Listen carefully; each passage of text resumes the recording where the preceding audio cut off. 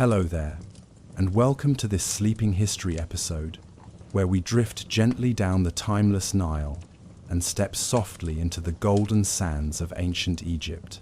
If you're ready to unwind with a calm, captivating journey through a civilization of pyramids, pharaohs, and mysteries carved in stone, you're in the right place. Before we begin, I'd love to know where in the world you're listening from, and whether it's morning, afternoon, or the hush of night where you are. Feel free to leave a comment and say hello. And if this kind of peaceful, educational storytelling helps you relax, don't forget to subscribe so you'll never miss a voyage through the pages of the past. Tonight, we'll take an even deeper journey into the realm of the Nile, 4 times as rich and expansive as our previous glimpse into this ancient world. Picture, if you will, the hush of the lotus-filled riverbanks, the whisper of reed boats drifting past, and the distant chant of hymns rising from a temple courtyard at dawn.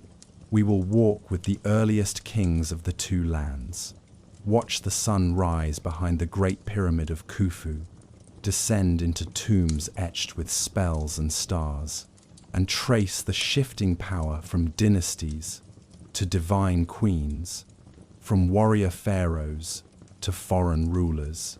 You'll meet great builders and reformers, Sneferu, Hatshepsut, Akhenaten, Ramses the Great, and Cleopatra. You'll pass through bustling markets of Thebes and the quiet of hidden tombs in the Valley of the Kings. You'll feel the warm stone underfoot in Karnak, smell incense drifting through Luxor, and hear the low call of priests tending to gods older than time. This is the story of a people who believed the soul could live forever, of a world shaped by floods and faith, and of a civilization that stood for thousands of years, carving its memory into granite and starlight. So dim the lights, take a deep breath, and let the still waters of history carry you into the land of pyramids, papyrus, and pharaohs, the eternal kingdom of ancient Egypt. The night is still and warm along the Nile. A soft breeze carries the scent of water and rich silt, rustling the reeds by the riverbank. Overhead, the stars shine in the same ancient patterns that guided Egyptian priests and farmers millennia ago. In the darkness, one can almost hear the gentle lap of the river against its banks and imagine the distant silhouette of temple pylons and pyramids against the sky. We journey now, in a slow and gentle sweep, back through the ages, drifting like the Nile itself, to explore the long reign of ancient Egypt. Over 3,000 years of history will unfold, from the dawn of the first pharaohs to the twilight of the last queen, in a narrative as soothing as the desert night. Let the story of these timeless sands and waters carry you as we begin our meditative voyage through the world of pharaohs and pyramids. Dawn of the two lands. In the beginning, before Egypt was one land, the Nile Valley was a patchwork of small villages and tribal domains. The people lived close to the life-giving river, tending their crops and honoring local gods. In time, prosperity grew, and so did ambitions. Around 3100 BCE, a powerful leader arose in the south, King Narmer, who is often identified with the legendary Menes. He embarked on a journey of conquest and unification, bringing together the two lands of Upper Egypt, the southern Nile Valley, and Lower Egypt, the northern delta, under one crown. On an ancient ceremonial palette of dark stone, the king is depicted wearing the 2 crowns of red and white, symbolizing his rule over both lands. With this act, Egypt became the world's first nation-state, and a new era of history dawned along the Nile. Narmer's unification marked more than just political union. It heralded the birth of divine kingship in Egypt. Henceforth, The ruler of Egypt would be known as the Pharaoh, seen not merely as a man, but as a living god on earth. The early pharaohs took on the title of the Horus, the falcon god, embodying the sky deity's power in human form.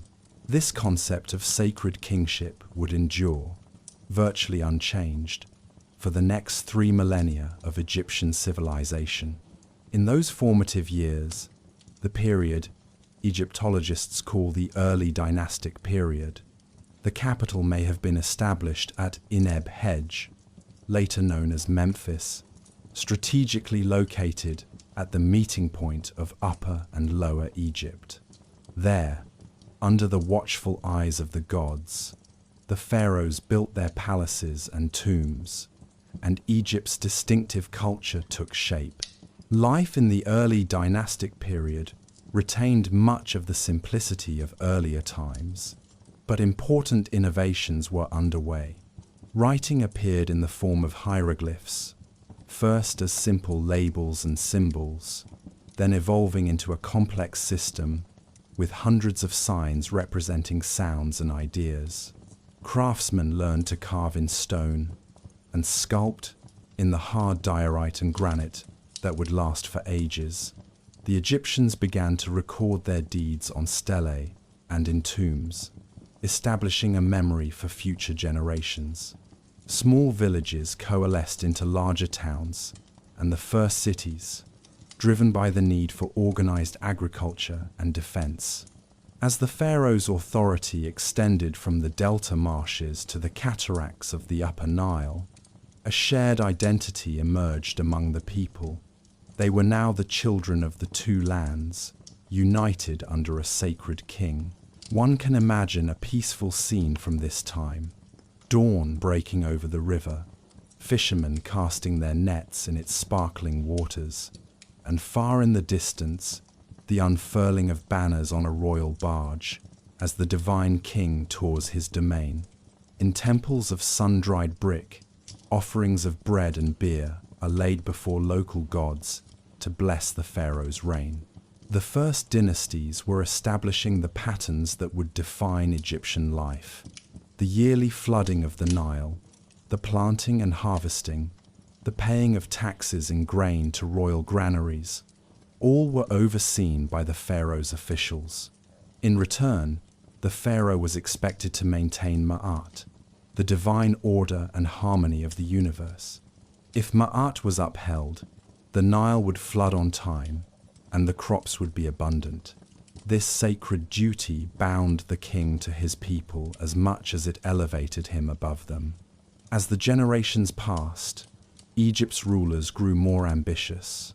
By the end of the Second Dynasty, around 2700 BCE, Pharaoh Khasekhemwy and others had already built impressive tombs called mastabas, bench-shaped mud brick structures, as resting places for their journey to eternity. These early tombs, and the small step structures atop them, hinted at an architectural revolution on the horizon. The stage was set for a bold new idea that would transform the landscape of Egypt and echo through the ages. With the coming of the Third Dynasty, the Old Kingdom was about to begin, the Age of the Pyramids. The Old Kingdom, Age of the Pyramids. The first light of dawn spills over the Giza Plateau, illuminating 3 colossal pyramids rising from the golden sand. These ancient monuments stand in serene silence, their triangular faces warming in the sun's gentle glow. The Old Kingdom, c. 2200 BCE, is often called the Age of the Pyramids, and indeed it was during this era that Egypt attained its first great peak of civilization. The pharaohs of the Third and Fourth Dynasties marshaled the wealth and skill of the nation to create eternal stone monuments, pyramids that would serve as their tombs and touch the sky, pointing the way to the heavens. The innovation began with Pharaoh Djoser of the Third Dynasty. Under his reign, the royal architect Imhotep designed an unprecedented structure at Saqqara, a pyramid built of stone, rising in 6 huge steps. This step pyramid of Djoser, essentially a stack of decreasing mastabas, was the first large stone building in history. Its terraces once held lush gardens, and within its underground chambers, the pharaoh's mummy was entombed, awaiting rebirth. Djoser's step pyramid would inspire generations to come, but it was only the first step, quite literally, towards the classic pyramid form. The true pyramid shape, smooth-sided and gleaming, emerged in the 4th dynasty with the genius and determination of Pharaoh Sneferu. Sneferu was a prolific builder. He commissioned at least 3 major pyramids, experimenting with design and engineering. In one attempt, the sides rose too steeply, causing a structural crack. Engineers adjusted the angle partway up, resulting in the curious bent pyramid at Dashur. Not satisfied, Sneferu built another, the Red Pyramid, so called for its reddish limestone, which stands as the first successful smooth-sided pyramid, its angles gentle and stable. By the time of his passing, Sneferu had effectively mastered pyramid construction, using a greater mass of stone than any king before him. In life, he was revered, and in death he left not one but multiple towering memorials. Sneferu's crown was inherited by his son, Khufu, known to the Greeks as Cheops, who would achieve immortal fame through a single, monumental creation. At Giza, on the desert plateau overlooking the Nile, Khufu ordered the construction of the Great Pyramid, perhaps the most awe-inspiring tomb ever built. For about 20 years, an army of workers toiled seasonally to erect this mountain of stone. Huge limestone blocks, averaging 2.5 tons each, were quarried and dragged on sledges, then carefully set in courses rising to a peak 146 meters, 481 feet, high. At its completion around 2560 BCE, Khufu's pyramid was the tallest structure on Earth and would remain so for nearly 4 millennia. Its broad base covers 13 acres, and each side is aligned almost perfectly to the cardinal directions, a testament to the skill of Egyptian architects. According to later Greek accounts, 100,000 men labored on the project, though modern estimates suggest the workforce was likely around 15,000 at any given time, swelling to perhaps 30,000-40,000 during peak construction periods. These were not slaves in chains, as old myths suggest, but skilled laborers, engineers, and conscripted farmers working during the flood season when fields lay underwater. The workers were organized into crews, fed with rations of bread, beer, and onions, and housed in a nearby workers' village. Together, they achieved something extraordinary, a man-made mountain to secure their king's eternity. Khufu's Great Pyramid was the largest of the Giza trio, but it was not the only monument to grace the site. His son, Pharaoh Khafre, built the second pyramid at Giza, only slightly smaller than his father's, and on higher ground, so it appears lofty. It was Khafre, many believe, who also commissioned the enigmatic Great Sphinx. Carved from bedrock near his pyramid, the Sphinx has the body of a reclining lion and the head of a pharaoh, often thought to bear Khafre's likeness. Each morning, the Sphinx greets the rising sun, symbol of the god Ra, with a silent gaze. In antiquity, the Sphinx was considered a guardian of the necropolis, and offerings were placed at its paws. Nearby, the third pyramid at Giza was built by Pharaoh Menkaure, Khafre's successor. Though much smaller, Menkaure's pyramid was elegantly cased in smooth granite at its base and completed the majestic trio that has captivated humanity's imagination ever since. In the heyday of the Old Kingdom, these pyramids shone. They were originally clad in polished white limestone casing stones, so reflective that they gleamed in the sun, visible for miles. The tip of each pyramid may have been capped with a gilded pyramidion, a golden point catching the first and last rays of the sun. One can imagine the effect. At dawn and sunset, the pyramids glowing like beacons of light against the pink horizon, reassuring the living that their divine kings watched over them, even in death. The pyramids were not isolated structures, but parts of larger complexes, including temples, causeways, and courtyards, where daily rituals were performed to honor the deceased king and the sun god. Priests and workers tended to the cult of each pharaoh, offering food and incense to sustain his spirit. The construction of these colossal projects required immense planning and resources. It also required a social harmony that the Egyptians attributed to Ma'at, the cosmic order. The pharaoh, believed to be the son of the sun god by the 4th dynasty, often identified with Re, was the guarantor of Ma'at on earth.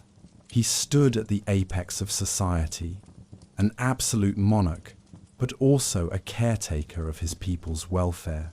Egyptians of this era viewed their king as the indispensable link between themselves and the divine. They believed the pharaoh ensured the annual Nile flooding and the cycle of the seasons. When the floods came as expected and harvests were plentiful, it affirmed the king's favor with the gods. In return, the people devoted their labor willingly, in a form of taxation, to state projects, the greatest of which were the pyramids, because they believed they were participating in an eternal cycle that benefited all. Yet, for all its power and grandeur, even the Old Kingdom had its limits. After the long reign of Pharaoh Pepi II in the 6th dynasty, tradition holds he ruled well over 90 years. The central government began to weaken. The great lords, or nomarchs, in the provinces grew in influence and carved out their own fiefdoms. Nile floods in some years may have been too low, resulting in poor crops and famine.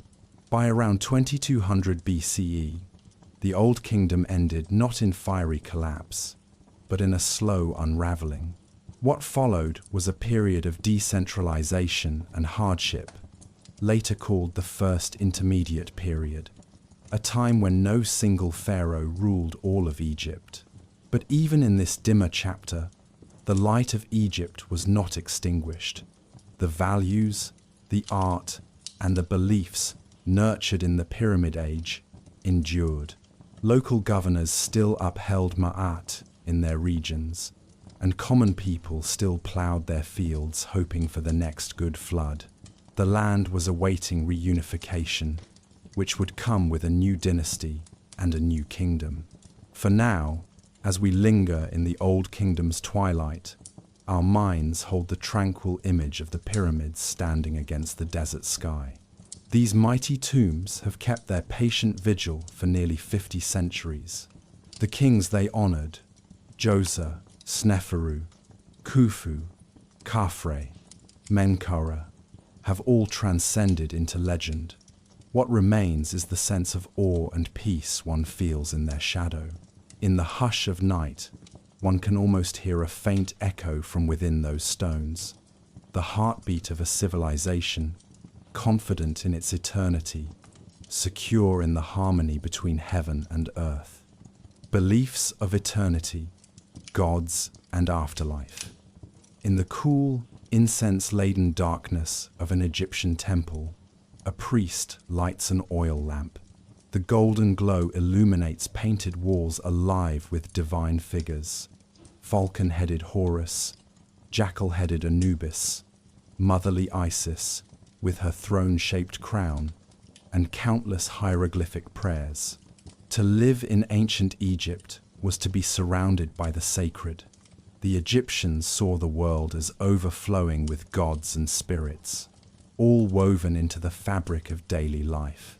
From the sun's rising to the flood of the Nile, every event was attributed to divine will, and of all their spiritual preoccupations, none was greater than the quest to secure a blessed eternity after death.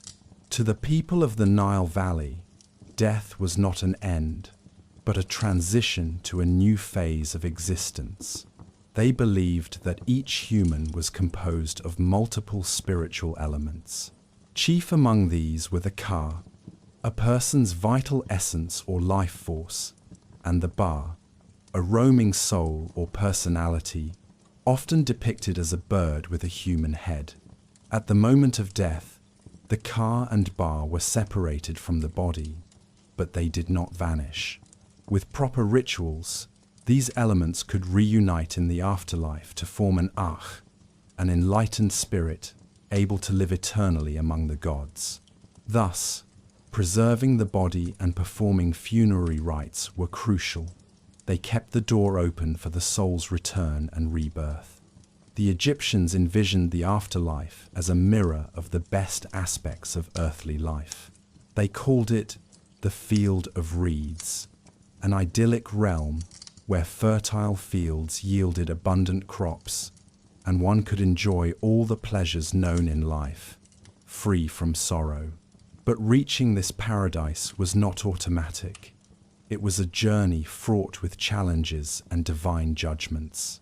The journey of the dead was described in sacred texts and images, most famously in the Book of the Dead, known to them as the Book of Coming Forth by Day. This was not a single book, but a collection of magical spells and illustrations, vignettes, often written on papyrus scrolls and buried with the deceased. By reciting these spells, the soul could overcome obstacles and enemies in the spirit world. Tomb walls and coffins were likewise inscribed with guidance. The earlier pyramid texts and coffin texts, all aimed at helping the departed navigate the unseen realm of the Duat, or underworld. The climax of the soul's otherworldly travels was the Hall of Judgment, presided over by Osiris, Lord of the Underworld. Here took place the ritual of the weighing of the heart, a scene so central to Egyptian belief that it was depicted again and again in their art. The deceased's heart, conscience, was placed on a great scale and weighed against the feather of Ma'at, symbol of truth and cosmic order. Anubis, the jackal-headed god of embalming, carefully adjusted the scales, while Thoth, the ibis-headed scribe of the gods, stood by to record the verdict. If the heart was free of the heavy burden of wrongdoing, it would balance with the feather. This meant the person had led a just and virtuous life. In that happy event, Osiris would welcome the new soul into the blessed afterlife, granting it the title True of Voice, meaning vindicated or justified.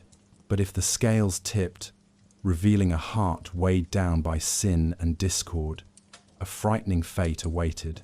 Lurking near the scales was Ammit, the devourer, a demon part crocodile, part lion, part hippopotamus.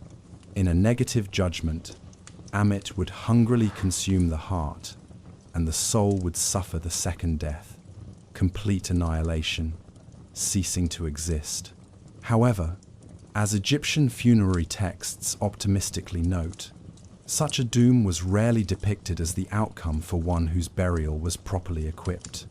Naturally, every tomb owner hoped and assumed they would pass the test. To ensure the best possible outcome in the Hall of Judgment, Egyptians took great care with burial preparations. The belief was that the body must be preserved intact as the eternal home for the Ka and Ba. Thus arose the elaborate art of mummification. Over the centuries, Egyptian embalmers perfected their techniques to slow the decay of the flesh and keep a lifelike form. The process, which by the New Kingdom took about 70 days, was carried out by specially trained priests, often wearing masks of Anubis as they worked. First, they removed the internal organs which decay rapidly. The lungs, liver, stomach, and intestines were delicately taken out through an incision in the side. These organs were separately embalmed and placed in 4 canopic jars, each jar guarded by a deity, the 4 sons of Horus. The brain was often removed through the nostrils, using a hooked instrument. Surprisingly, the brain was discarded, as the Egyptians did not consider it the seat of thought. The heart, by contrast, was usually left in place inside the body, for it was the seat of the soul and would be needed for judgment. Next, the emptied body was cleansed and desiccated in natron salt from the desert. This naturally occurring salt would draw out moisture and effectively dry the tissues over a period of many weeks.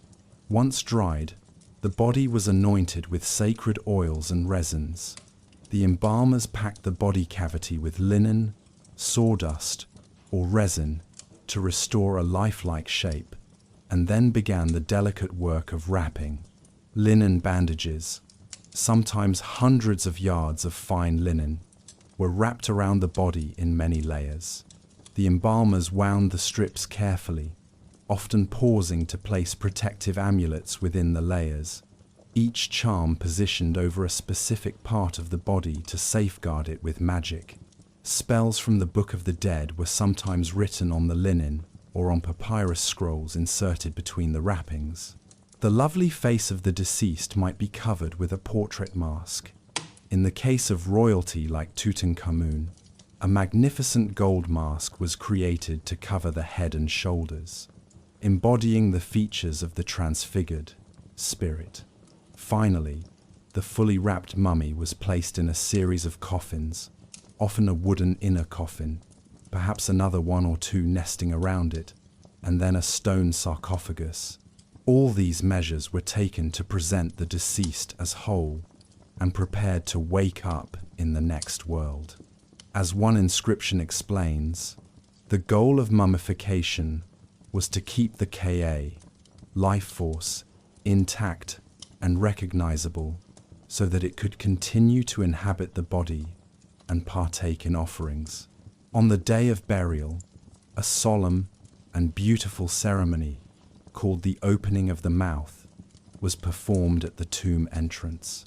A priest, often wearing a jackal mask to represent Anubis or simply acting on behalf of the deceased's son, would touch ritual instruments to the mummy's face, to the mouth, eyes, ears, and nose, thereby supernaturally reawakening these senses. The Egyptians believed this allowed the mummy to breathe, see, and receive offerings in the afterlife. With prayers and incense swirling in the air, the mummy was then sealed in its tomb.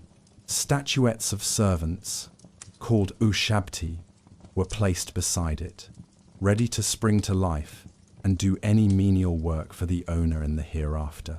Food, wine, clothing, cosmetics, furniture, everything a person enjoyed on earth might be stocked in the tomb to ensure a comfortable eternity. Tomb walls were painted with vibrant scenes of the deceased hunting, fishing, feasting, and spending time with family in idealized landscapes, as if to proclaim, "Let my afterlife be as rich and joyful as these images." The Egyptians worshipped a vast pantheon of gods, each with their own roles, and their religion was deeply tied to their understanding of nature. Ra, the sun god, sailed across the sky each day and then through the underworld at night, only to be reborn at dawn. Osiris, once a legendary king on earth, had been murdered by his jealous brother Seth and resurrected by the love of his wife Isis. He became the god of the dead offering the hope of new life beyond the grave. Osiris was depicted as a mummy with green skin, symbolizing both death and the fertility of new life. Green like the vegetation that sprouts from the mud after the Nile's flood. Ordinary Egyptians found comfort in the Osiris myth, believing that if Osiris could triumph over death, so might they. They even referred to the deceased as Osiris name to link them with the god's destiny.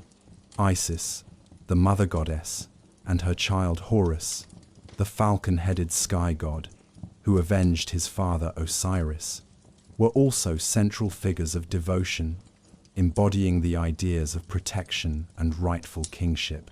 Every region had its patron deities. Jackal-headed Anubis guarded the cemeteries and oversaw mummification. Thoth, the ibis, or baboon, presided over knowledge and writing.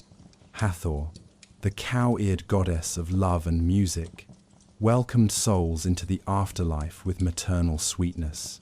It was a richly populated spiritual world, but not a chaotic one. Egyptians believed all these gods cooperated under the supreme principle of Ma'at to maintain balance in creation.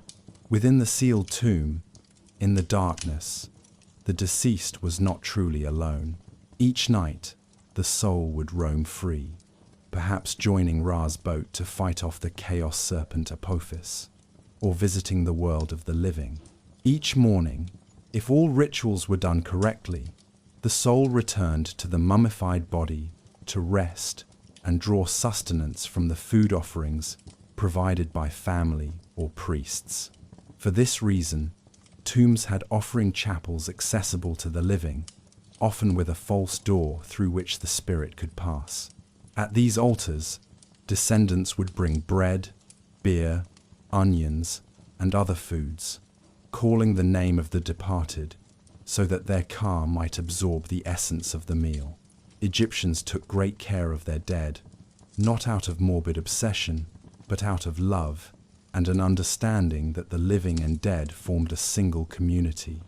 As long as a person's name was spoken and their memory honored, they were considered to still live. We step softly in our imagination into a tomb deep in the Valley of the Kings. On the walls, we see painted the journey of the sun through 12 hours of night, guided by magic spells. In one chamber is the image of the heart-weighing scene. Anubis stands adjusting the scales while the deceased watches anxiously. Thoth, with calm assurance, prepares to record the result, and Amit crouches, waiting in vain, hope, for a condemned heart to devour. Beyond, seated on a throne within a shrine, is Osiris, skin green as new growth, wearing the white crown of Upper Egypt and holding the crook and flail of sovereignty. He is flanked by his loving sisters, Isis and Nephthys, who spread their wings to protect him. These images are more than art. They are prayers made visible. And in a stone sarcophagus in the center of the tomb lies the pharaoh's mummy, wrapped and serene, like a seed awaiting the warmth of spring. To the modern mind, these may seem elaborate fantasies to cope with death, but to the Egyptians, their detailed maps of the afterlife provided great comfort. By preparing for death, they enriched their lives with meaning and purpose. They believed that if they lived in accordance with Ma'at, being honest, kind, and pious, they would earn a peaceful eternity. Their tomb inscriptions often include the negative confession, where the deceased spirit declares to the gods all the sins they did not commit.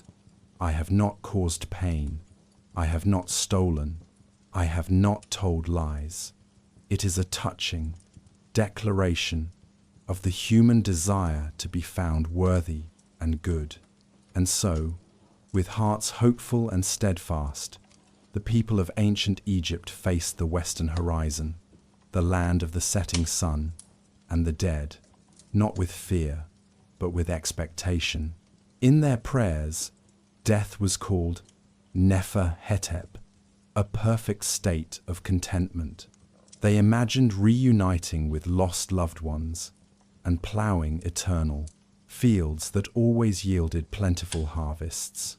Pharaohs expected to sail the skies with Ra, or recline among the stars as divine beings. Common folk looked forward to a simpler bliss, a continuation of the joys they knew. In either case, the afterlife was not an abstract concept. It was as real and vital as life by the Nile. Perhaps this deep conviction explains the extraordinary lengths they went to preserve bodies and memories. The pyramids, the tombs, the mummies, all were physical expressions of a spiritual certainty that life, in some form, continues forever. As we leave this chapter of gods and ghosts, imagine stepping out of a tomb into the night air. Above, the Milky Way, which the Egyptians saw as the celestial Nile, shimmers with 1,000,000 stars. Those stars, they believed, might be the souls of departed kings, or the lamps of the gods, watching over creation. The silence is profound, yet it is not empty. It is filled with the presence of eternity. The gentle cadence of history continues as we move on, carrying with us an appreciation of how strongly the ancient Egyptians loved life, and how fervently they prepared for an eternal tomorrow. Life along the Nile. The rhythm of life in ancient Egypt flowed like the Nile itself, steady, nourishing, and cyclical. Envision a small farming village on the west bank of the Nile around 2000 BCE. As dawn's first light blushes the sky, villagers awaken to the sound of roosters and the distant braying of donkeys. Date palms and acacia trees cast long morning shadows over simple mud brick houses. Soon, the community springs to life. Women grind grain for bread, children laugh and chase each other between huts, and men step into the fields with hoes and ploughs. All of this daily bustle is made possible by one miraculous fact of nature. The Nile River floods its banks each year, leaving behind dark, fertile soil that yields abundance in an otherwise desert land. The Egyptians knew no blessing greater than the Nile's annual inundation. They even had a god, Hapi, personifying the flood's bountiful waters, whom they praised in hymns for bringing food, rich in provisions, creator of all good, Lord of majesty, sweet of fragrance. The Egyptian calendar itself was divided into 3 great seasons, reflecting the Nile's cycle. The first season, Akhet, inundation, spanned roughly June through September, when the river swelled with floodwaters from distant African rains. During Akhet, fields were underwater and normal farming paused. Many farmers would use this time to labor on the Pharaohs' building projects, digging canals, constructing monuments, or hauling stone, a civic duty that also provided them with rations and kept the population employed when their land was submerged. By late September, as waters receded, the rich black silt was left behind like a gift from the gods. Then came Peret, emergence. From roughly October to February, the season of sowing and growth, farmers hitched oxen to wooden ploughs and scored the soft earth, casting seeds of wheat and barley which they then harrowed under, with careful tending and perhaps extra water from hand-dug irrigation canals, and shadoofs, simple hand-operated water lifters. The crops sprang up in the mild winter sun. Finally arrived Shemu harvest, around March to May, when the fields turned golden and it was time to reap. Men and women together cut the grain with sickles, binding the stalks into sheaves. The air filled with the sound of flocks of birds coming to glean fallen grain, often depicted in tomb art with farmers shooing them away, and the laughter of farmhands enjoying the reward of their labors. Harvest was a joyous time, culminating in feasts and thanksgiving to the gods for their generosity. From an aerial view, one can truly appreciate Egypt's dependence on the Nile, a thin ribbon of green snakes through vast stretches of barren brown desert. Along that emerald ribbon lie patchworks of fields, some rectangular basins of grain, others orchards of date palms, or groves of vegetables, and clusters of mud brick villages perched on slightly raised ground to avoid the flood. In antiquity as today, the contrast between the lush Nile Valley and the arid wilderness just beyond is striking. As the Greek historian Herodotus observed, Egypt is the gift of the Nile. The river not only watered the land, it also served as the grand highway connecting all Egyptians.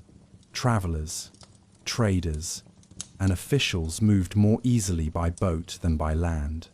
One might see a graceful sailboat, a wooden skiff with a single square sail, gliding downstream with the current, heading north to the delta, or being rowed upstream against the current with the aid of a favorable south wind in its sail.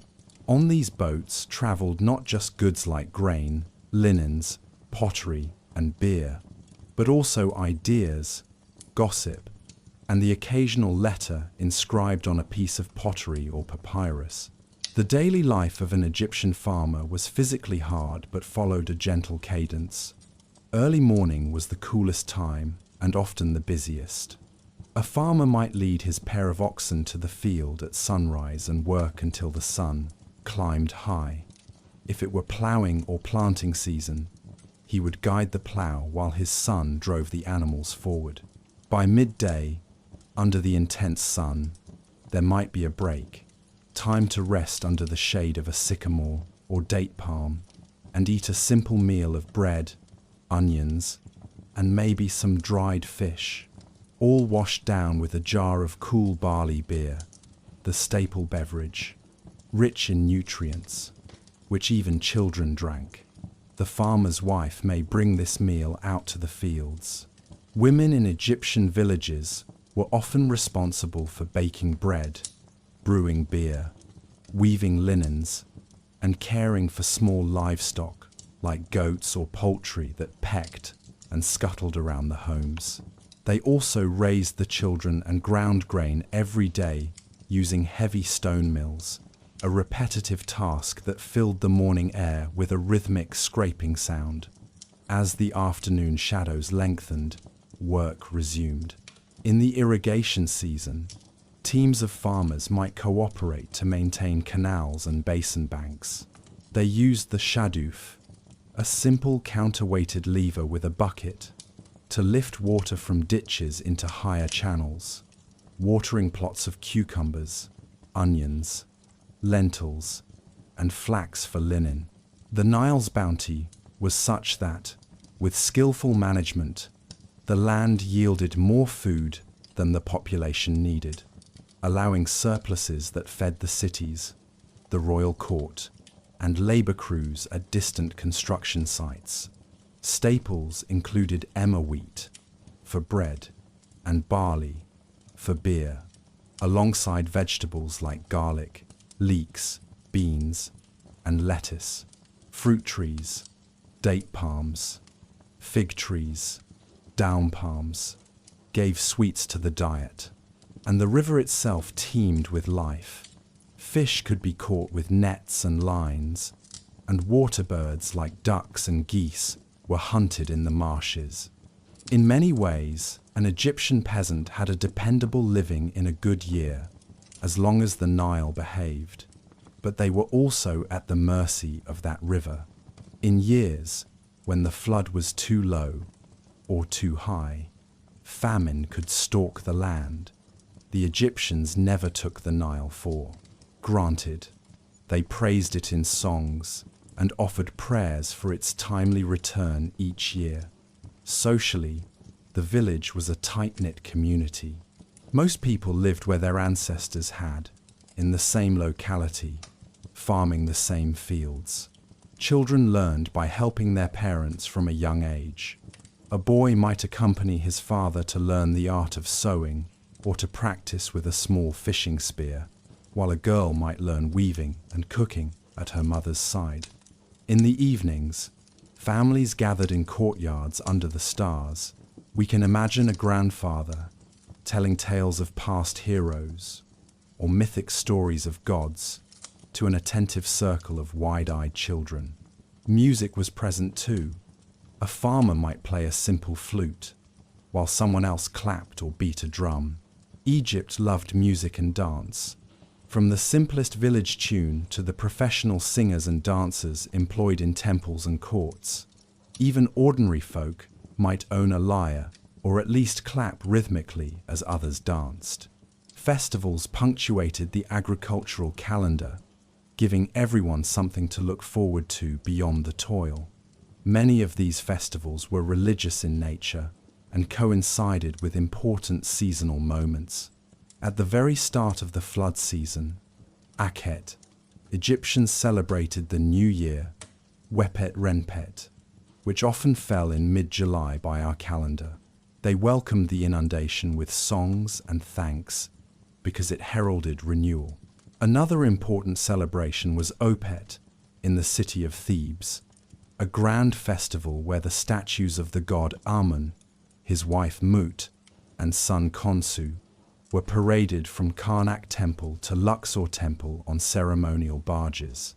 Common people joined in the procession, singing and feasting, sharing in the divine blessing as the sacred boat passed by.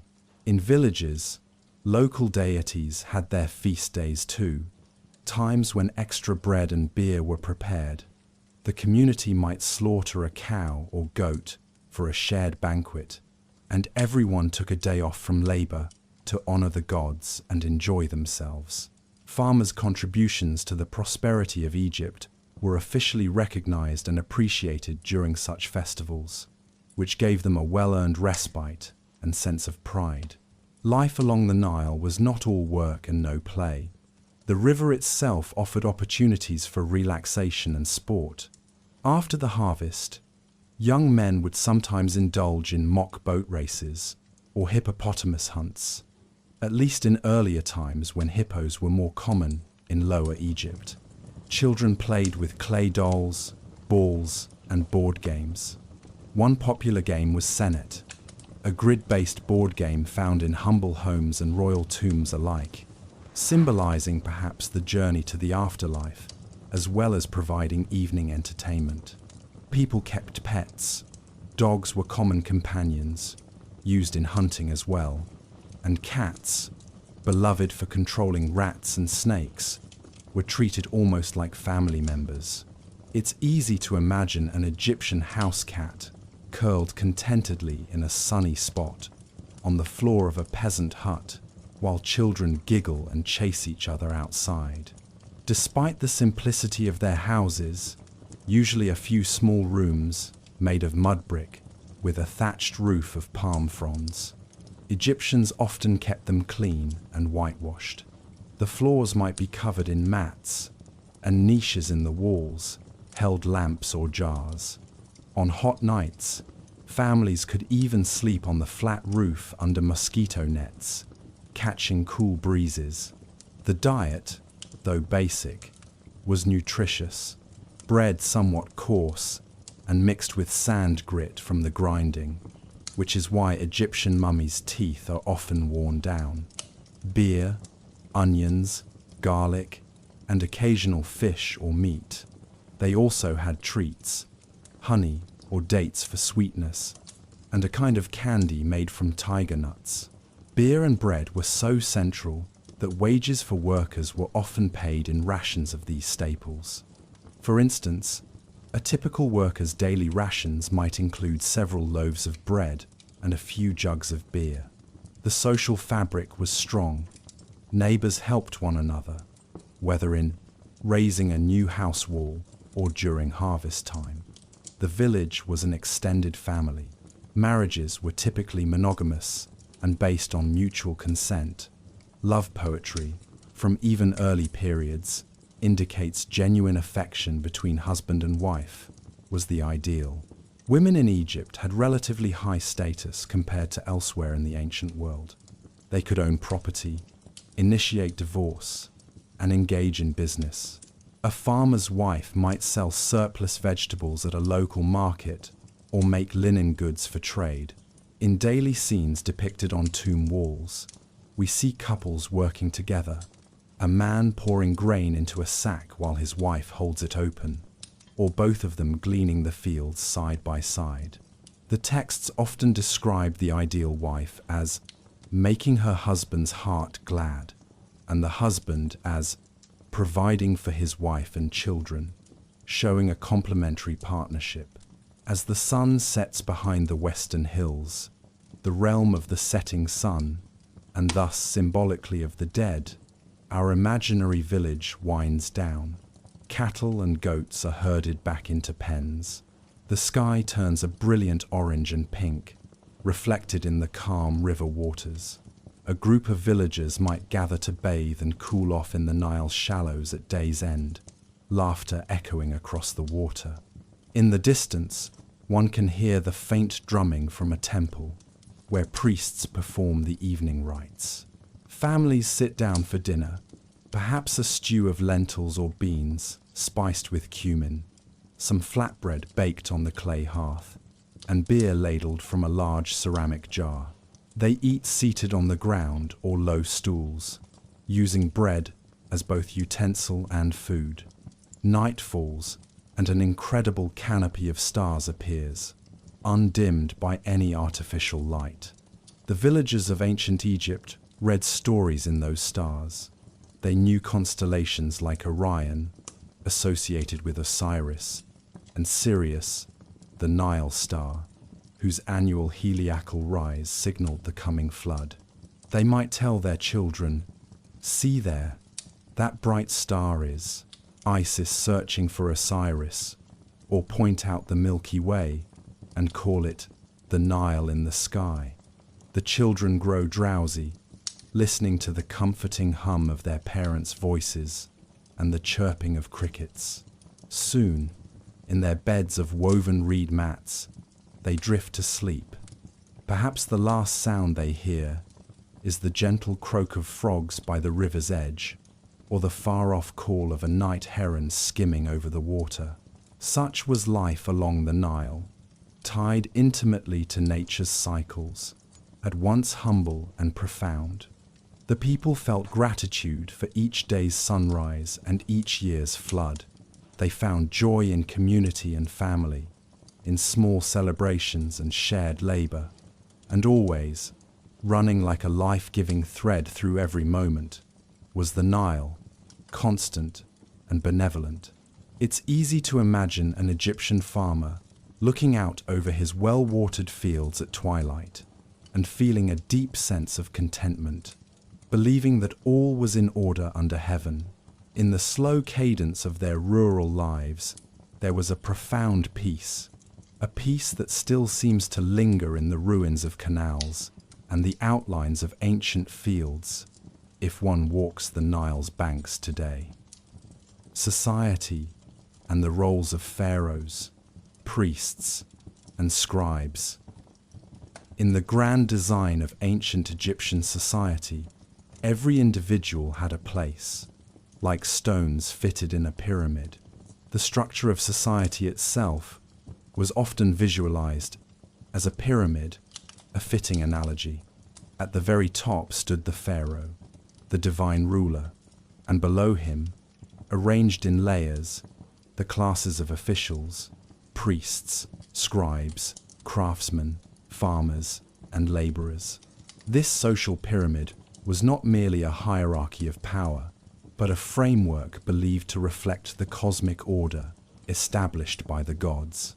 Each person's role was part of maintaining ma'at, harmony, in society. Let us ascend this pyramid, step by step, to see how it was organized and how people lived within it.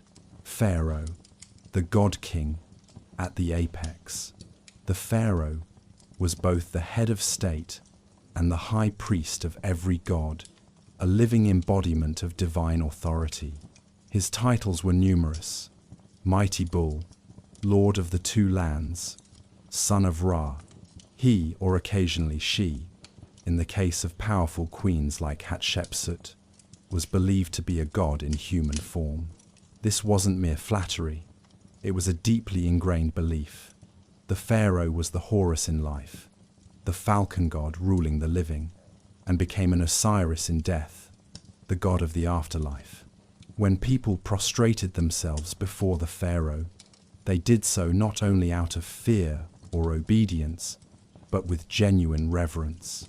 They entrusted him with immense responsibilities: to lead armies when needed, to enact laws and justice, to ensure the Nile's floods and the nation's prosperity.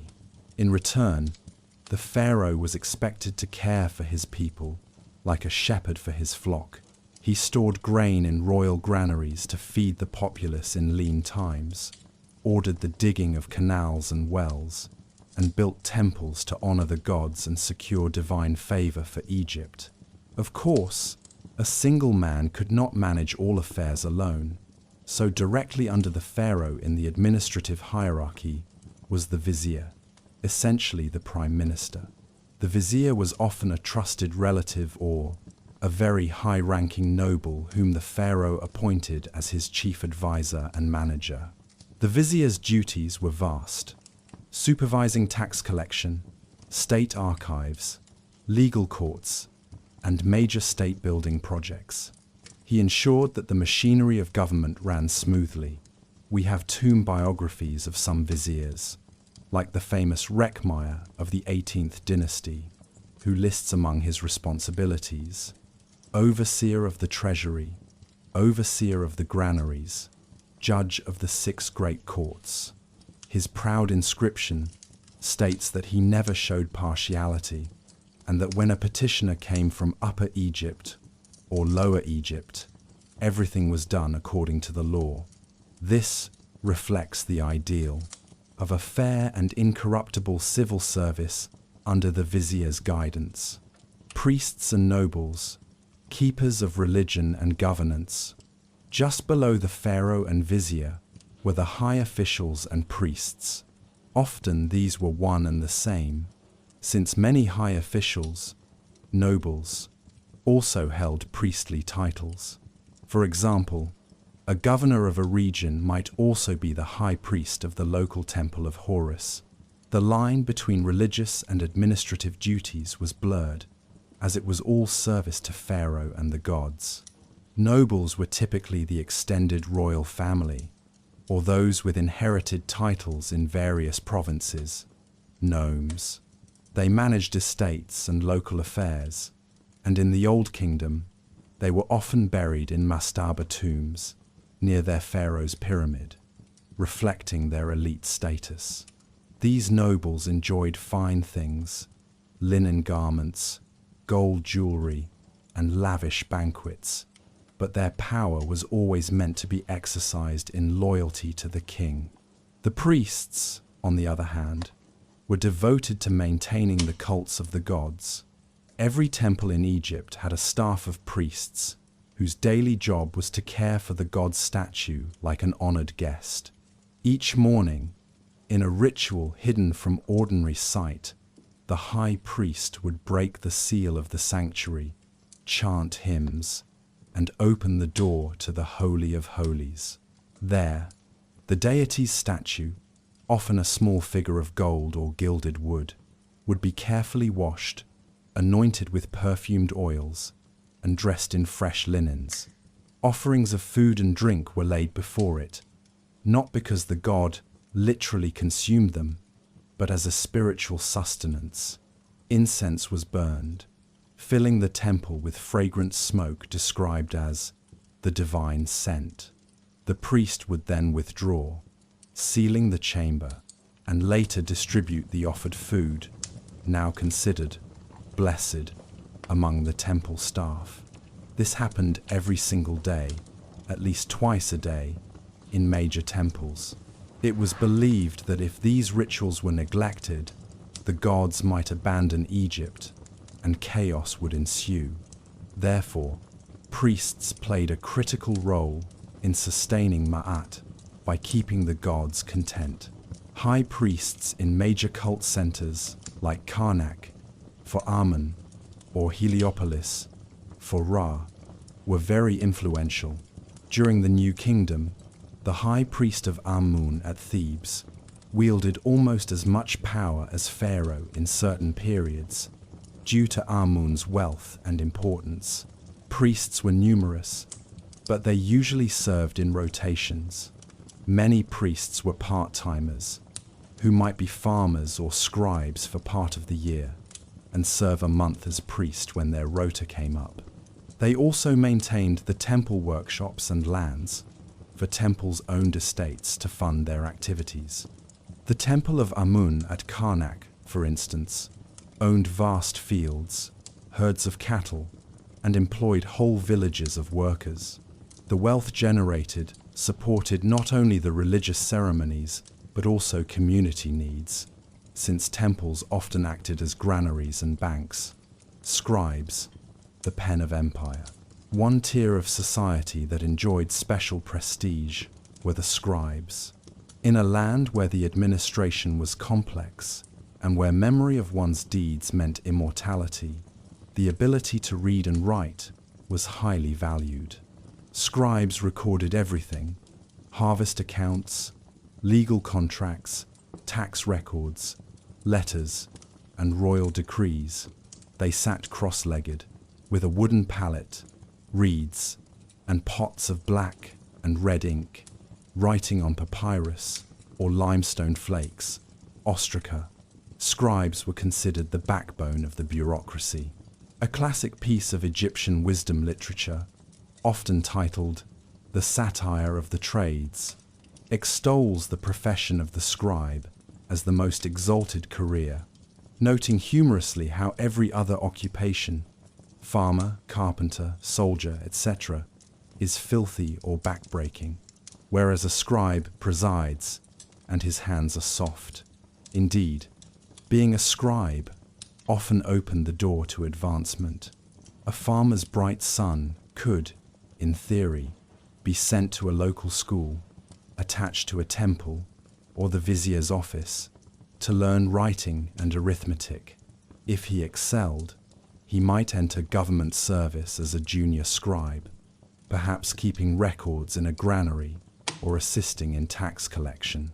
From there, merit could elevate him to higher positions: overseer of fields, village headman, or further into priesthood or administration.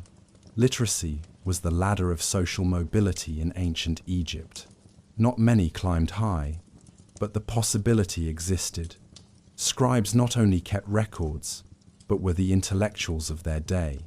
They copied religious texts, wrote poetry and stories, the story of Sinuhe, or the tale of the shipwrecked sailor, for example, and compiled wisdom instructions to educate the young. Many scribes also had artistic skills, doubling as artists or draftsmen who could illustrate texts or decorate tomb walls with inscriptions. They were often exempt from manual labor and even taxes, a perk for their important role.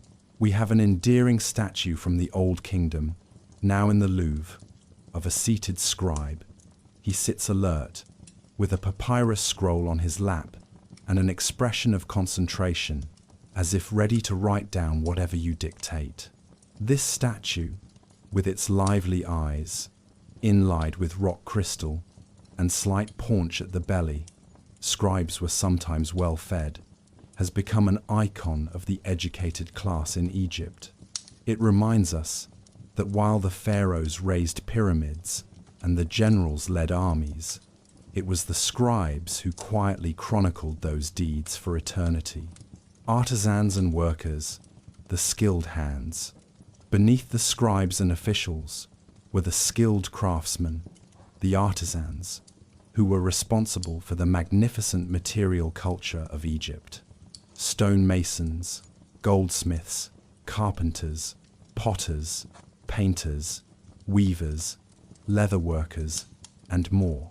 These were often employees of the state or temples, organized into workshops. For instance, the royal artisans of Deir el-Medina in the New Kingdom built and decorated the tombs in the Valley of the Kings. They lived in a planned village, had their own community, and left behind a wealth of records on ostraca, telling us about their daily lives. Everything from work strikes over rations to letters about lost cloaks. They were paid in grain and beer like everyone else, but their work was highly respected. An inscription by one craftsman reads, "I surpass all men in craftsmanship," showing the pride they took in their art. Artisans often apprenticed within families, a son learning stone carving from his father, for example.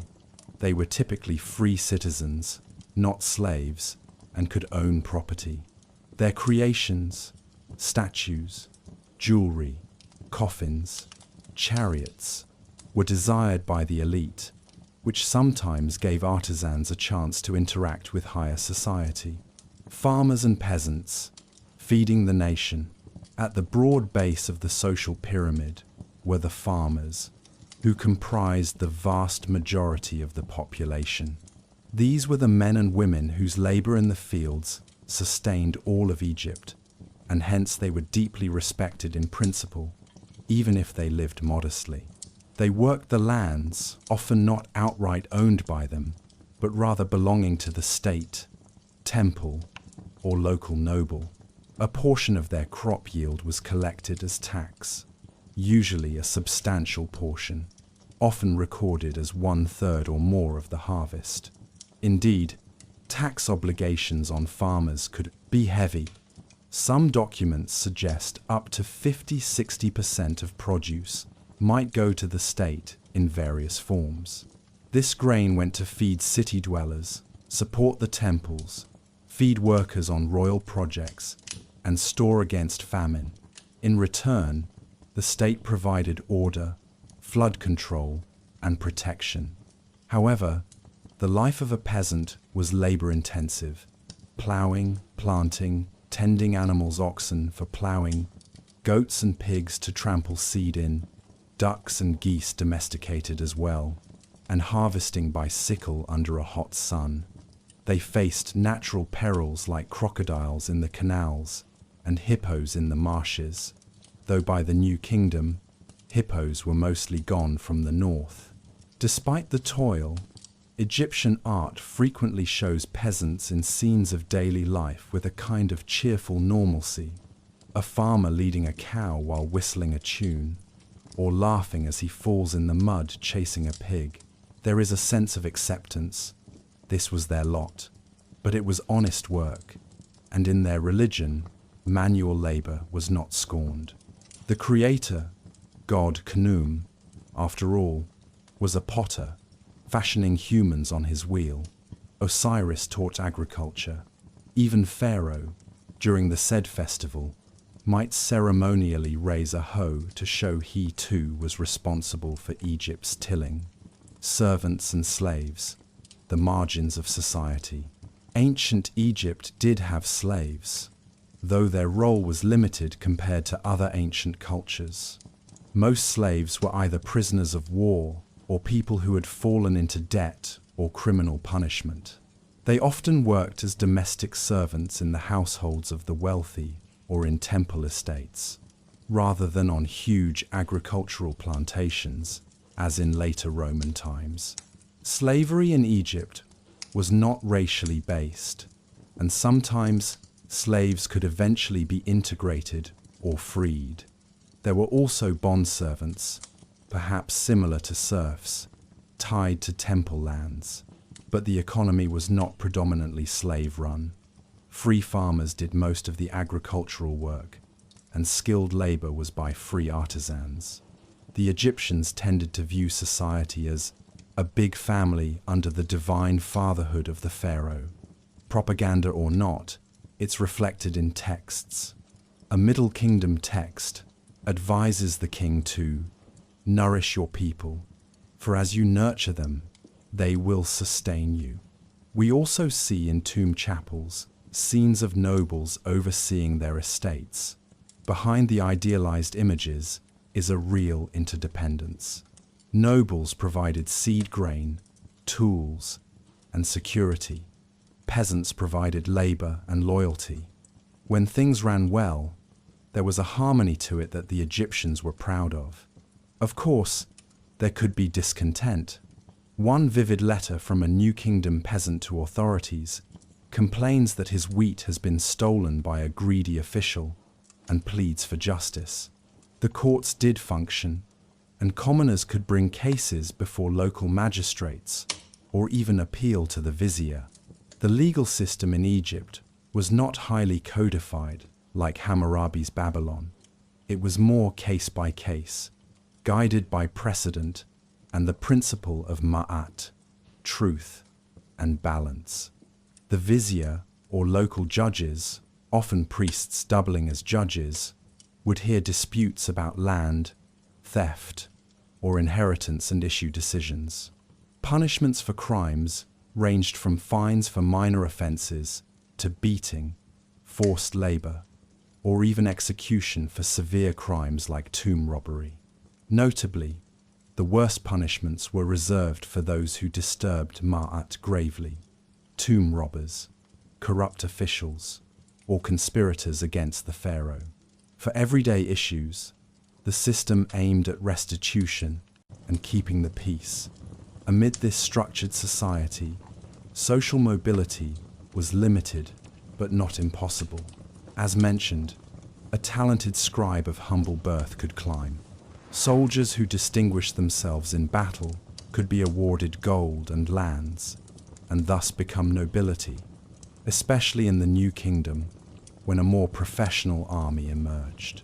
Artisans who found favor might be promoted to overseers, and women, though generally expected to fulfill domestic roles, could wield influence, especially if they were from the elite, such as Queen Tiye, wife of Amenhotep III, who corresponded with foreign kings, or Nefertiti, who played an active ceremonial role.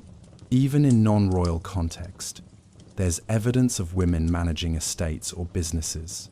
We know of one woman, Naunakte, who left a will distributing her property to her children, scolding those who didn't care for her in old age. So, while patriarchal, Egyptian society gave women more legal rights than many contemporaries. One of the most charming glimpses of Egyptian social life comes from festival scenes in tomb art. We see nobles throwing a banquet, with musicians, pretty girls, playing lutes and harps, acrobatic dancers, and servants bringing trays piled with roasted duck, cucumbers, and wine jars. The noble and his wife sit on cushioned chairs, watching the merriment, while around them, other guests, fellow officials, perhaps, relax on the floor mats. They wear cones of perfumed fat on their wigs that melt slowly, releasing fragrance. There is chatter and laughter. A famous painting shows a serving girl assisting a tipsy lady who has clearly had a bit too much wine. These images remind us that beyond their formal roles, Egyptians were people who enjoyed good company, music, and the pleasures of life. When the party was over and work resumed, each person, from pharaoh to peasant, ideally knew their responsibility. If an Egyptian time traveler were to explain it to us, they might say, the pharaoh is the heart of Egypt, the nobles its arms, the priests its soul, the scribes its mind, the artisans its skilled fingers, and the farmers its stomach, all parts vital, all parts working in unison for the body to thrive. Pat yourself on the back for your role, one might say, but do not shirk it, for the whole land depends on each of us doing our part. This cohesive vision was a source of stability. It is remarkable that for thousands of years, Through famines and invasions and dynastic changes, Egyptian society held together. One secret to this longevity was that strong sense of order and shared culture. Rich or poor, they worshipped the same gods, spoke the same language, valued the same artistic styles and moral teachings. A farmer in a village could identify with the pharaoh on his throne through the lens of religion and tradition. That sense of unity, of being one people under Ma'at, gave Egyptians resilience. As evening falls on our exploration of social structure, picture an old scribe finishing his day's work in the temple granary, recording the grain deliveries. He rolls up his papyrus and steps outside. The sun is setting, and the sky is a glorious orange. In the distance, workers are singing as they return from the fields, and a priest is leading a cow to sacrifice at the local shrine for a feast day tomorrow. The scribe, leaning on his staff, smiles. He knows that in the grand scheme, each of these people, the priest, the farmer, the cowherd, himself, is contributing to the eternal order that is Egypt. Above him, on the high desert cliff, he can just make out the silhouette of the provincial governor's tomb, where long ago the noble proclaimed how he fed the hungry and guarded the region.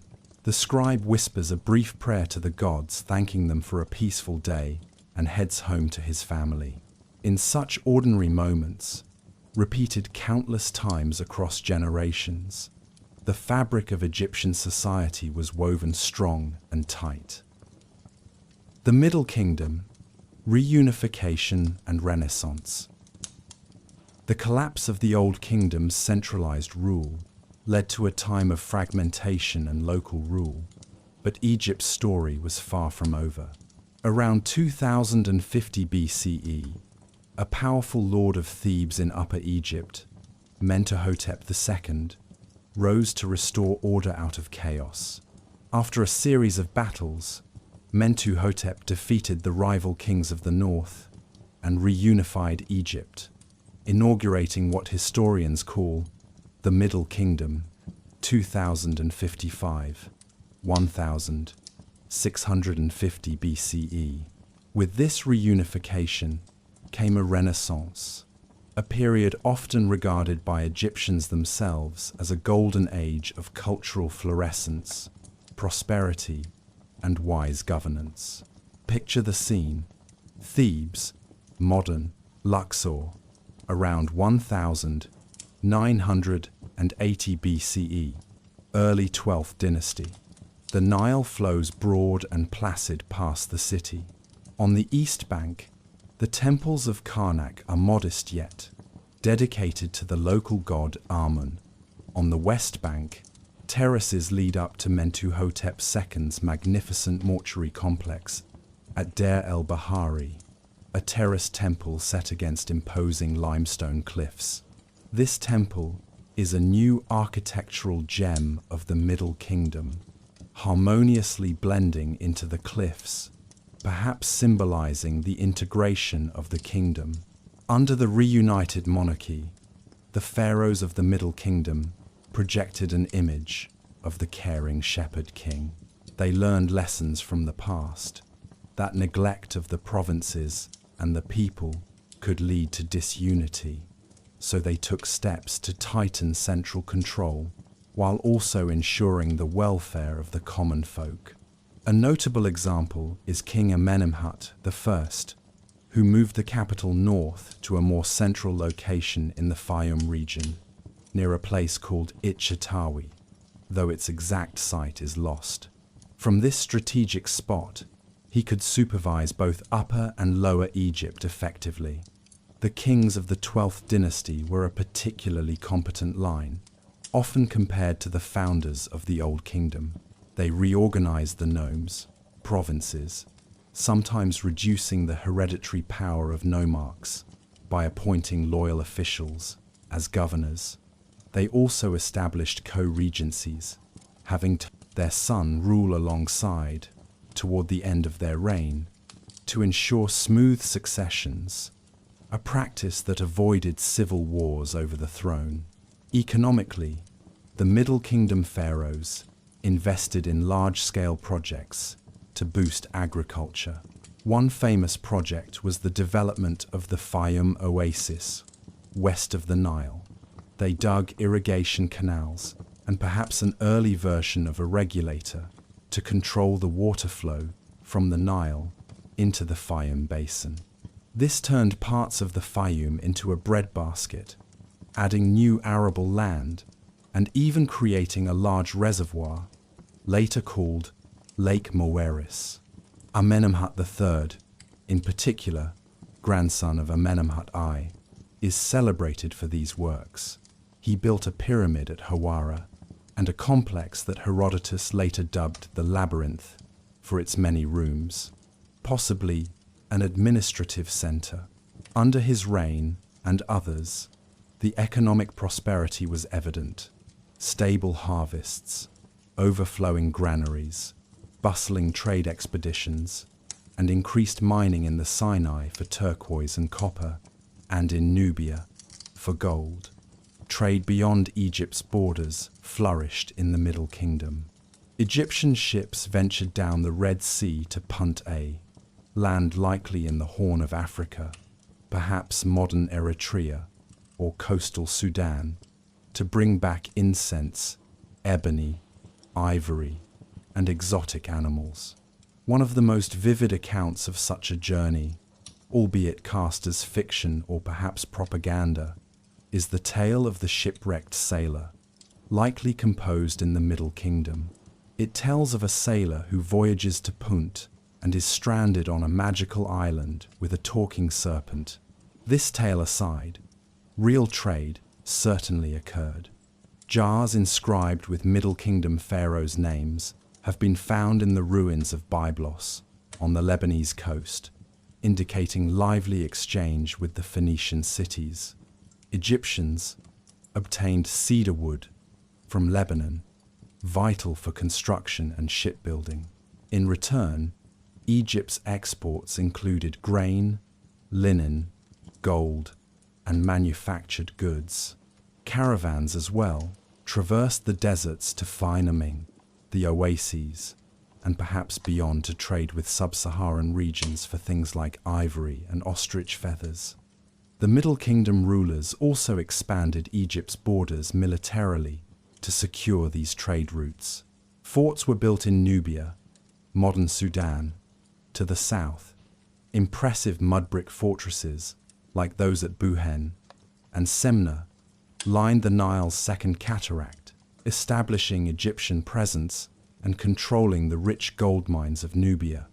To the northeast in Sinai, military campaigns subdued nomadic tribes and safeguarded the turquoise mines of Serabit el-Qadim.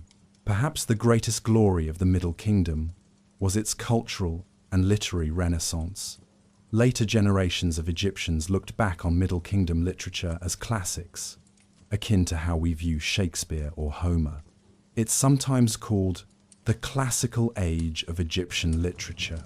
This was when the eloquent instructions, wisdom texts, were written, such as the instruction of Amenemhat, purported advice from the assassinated king Amenemhat I to his son, cautioning him about betrayal, or the instruction of the scribe Keti, also known as Satire of Trades, praising the scribe's life. We also have emotive works like the Dialogue of a Man with His Soul, a reflective, almost philosophical piece discussing the despair of a man and thoughts of suicide in a time of chaos, possibly reflecting first intermediate period anxieties, but preserved as a Middle Kingdom text, exploring profound questions of morality and the afterlife. Then there's the famous tale of Sinuhe, a narrative masterpiece. It tells of Sinuhe, an official who flees Egypt at the death of a king, likely Amenemhat I, and lives for years in exile among the Bedouin in Syria-Palestine, only to grow old longing for home. Finally, Pharaoh Senusret, Ai pardons him and invites him back, and Sinuhe returns to Egypt joyfully, receiving an honorable burial. This story captures both adventure and the deep Egyptian value placed on one's homeland and proper burial. It's written in beautiful verse and was so popular that copies of it have been found in New Kingdom school papyri. Students were still reading and transcribing Sinuhe's tale hundreds of years later. Another remarkable text from this era is often called the Prophecy of Nefertiti, which, though couched as a prophecy, clearly was a piece of royal propaganda praising King Amenemhat I, making it seem that chaos reigned until a savior king, Amenemhat, came to restore Ma'at. Middle Kingdom literature also includes the earliest tales of common folk or pure fiction for entertainment, such as the tales of the eloquent peasant, where a peasant named Kunanup is robbed by a greedy official and then eloquently petitions for justice in a series of speeches so artful that they become a lesson in rhetoric and justice. Spoiler. After 9 petitions, the pharaoh rewards the peasant and punishes the corrupt official, demonstrating the ideal that even a lowly man can get justice if he speaks truth to power. All these works give us a window into Middle Kingdom values, a combination of idealism, pragmatism, and a more humanistic outlook that perhaps wasn't as evident in the Old Kingdom's more divine, aloof, royal art. For instance, Middle Kingdom royal statues, especially of Senusret III, show the king with a slightly careworn, lined face, a visage of introspective resolve, rather than the unlined youth of earlier kings' portraits. It's as if the kings were portrayed as hard-working, ever-watchful shepherds of the people, bearing the weight of responsibility.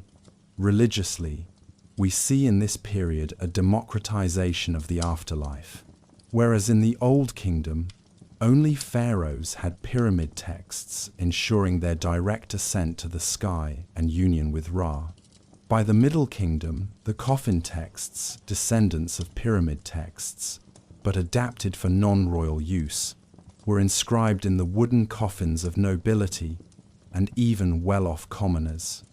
The cult of Osiris became very prominent, promising that all who lived a just life and received proper burial could hope to be reborn in the next world. Not just kings. Osiris, the once martyred, now resurrected god, resonated strongly.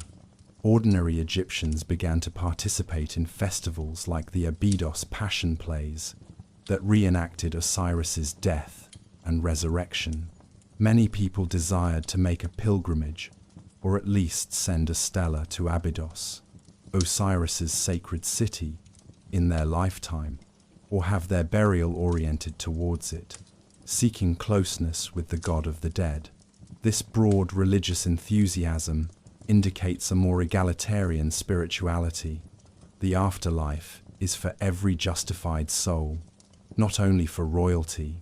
The idea of personal piety also seems to become more visible, individuals mentioning how they pray to gods, not just state-sponsored worship. We start hearing more personal names that include gods other than Ra, or the king's name like User-Amun. Amun is powerful, or Amenemhat, Amun is foremost, reflecting the rise of Amun's cult, for example, which during Middle Kingdom was on its way up, though not yet at the New Kingdom peak. Despite its achievements, the Middle Kingdom era did see moments of trouble. Towards the end of the 12th dynasty, weaker kings and possibly internal dynastic struggles led to a decline. The 13th dynasty saw a rapid succession of many short-reigned kings, implying instability.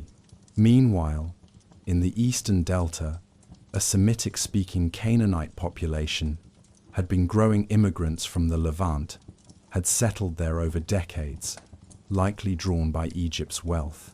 Eventually, one of these foreign chieftains declared himself king, establishing the Hyksos dynasty in the north.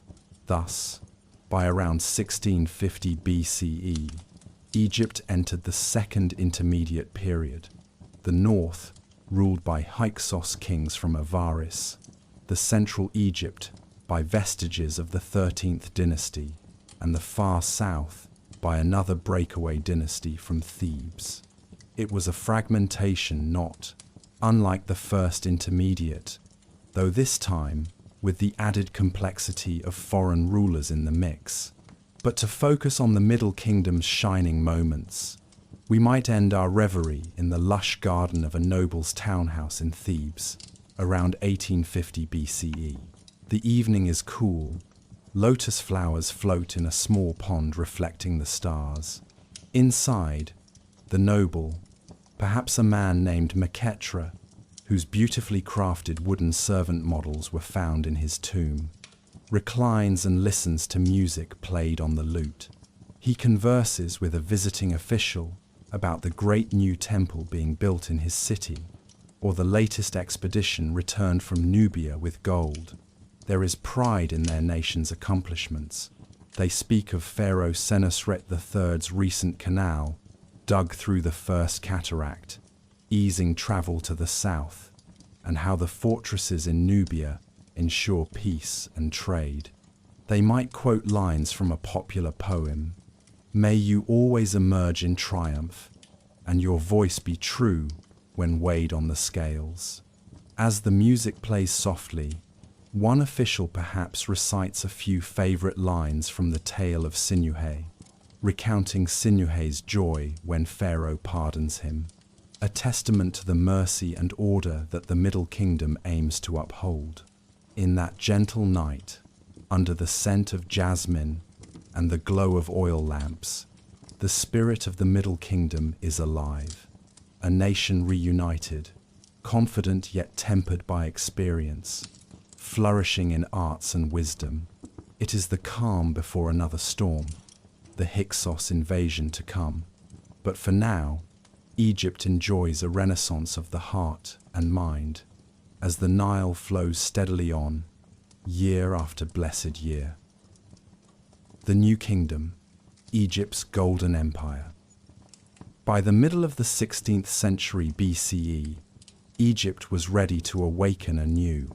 The Hyksos, those foreign kings in the delta, had ruled for about a century, and native Egyptian princes in Thebes chafed under their dominance.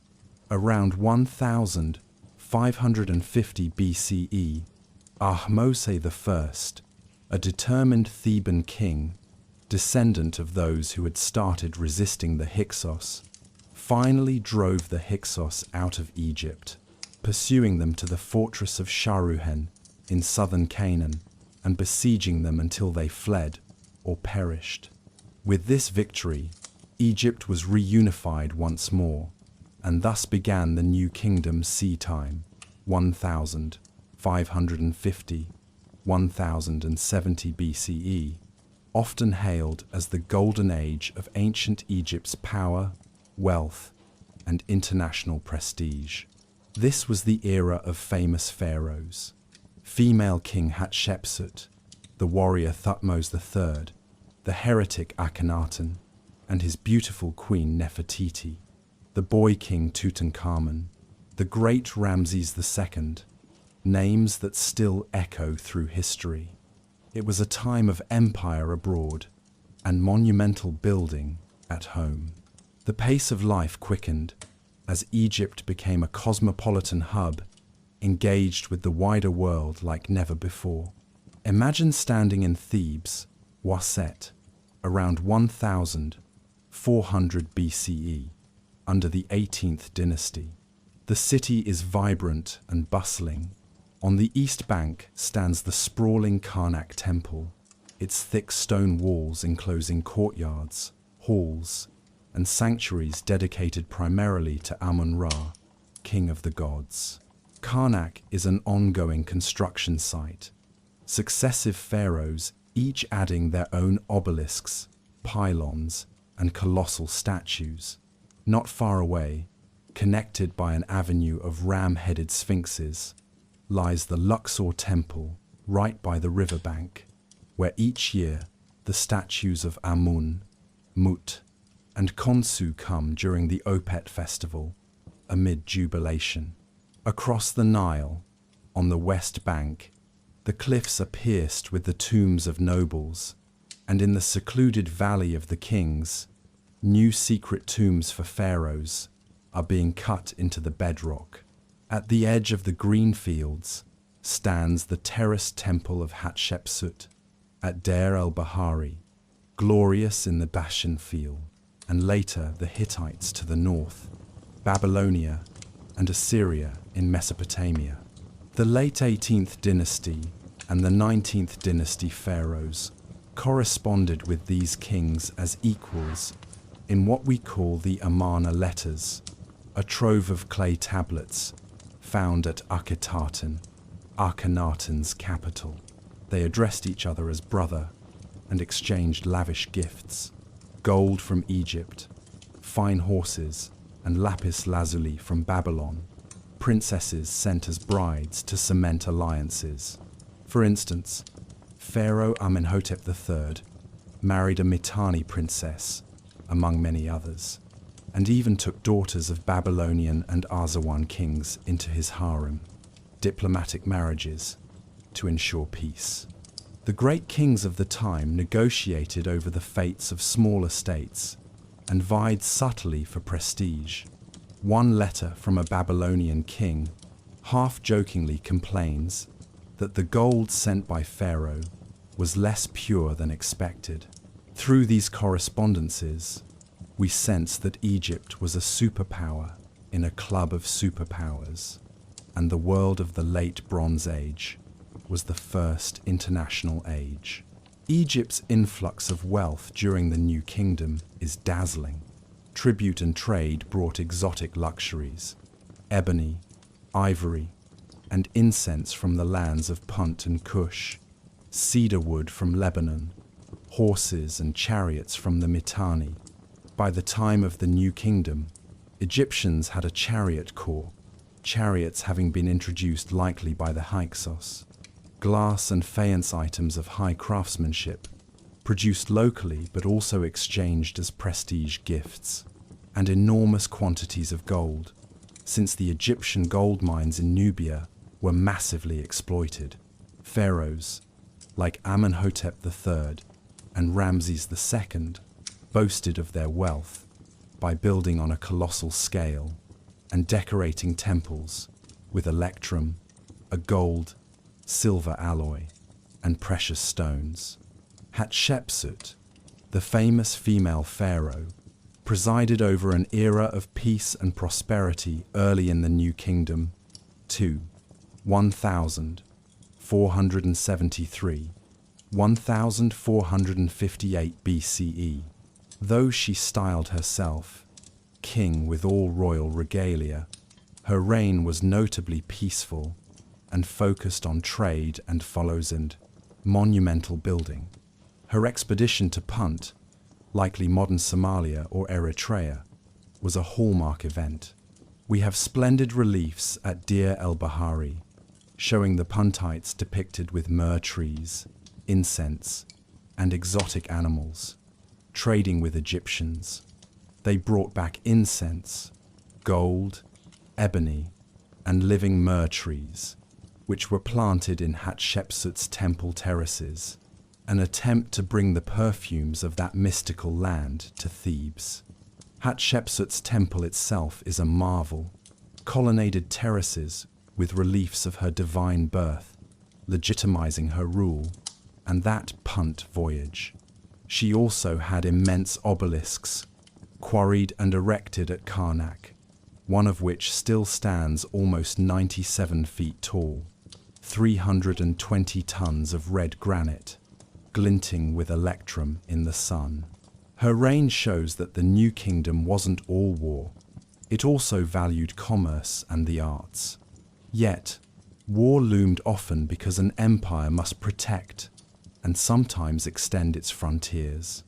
After the contentious Amarna period, under Akhenaten, where the focus turned to religious revolution, Akhenaten's worship of Aten, the sun disk, as sole god, of which more in a moment.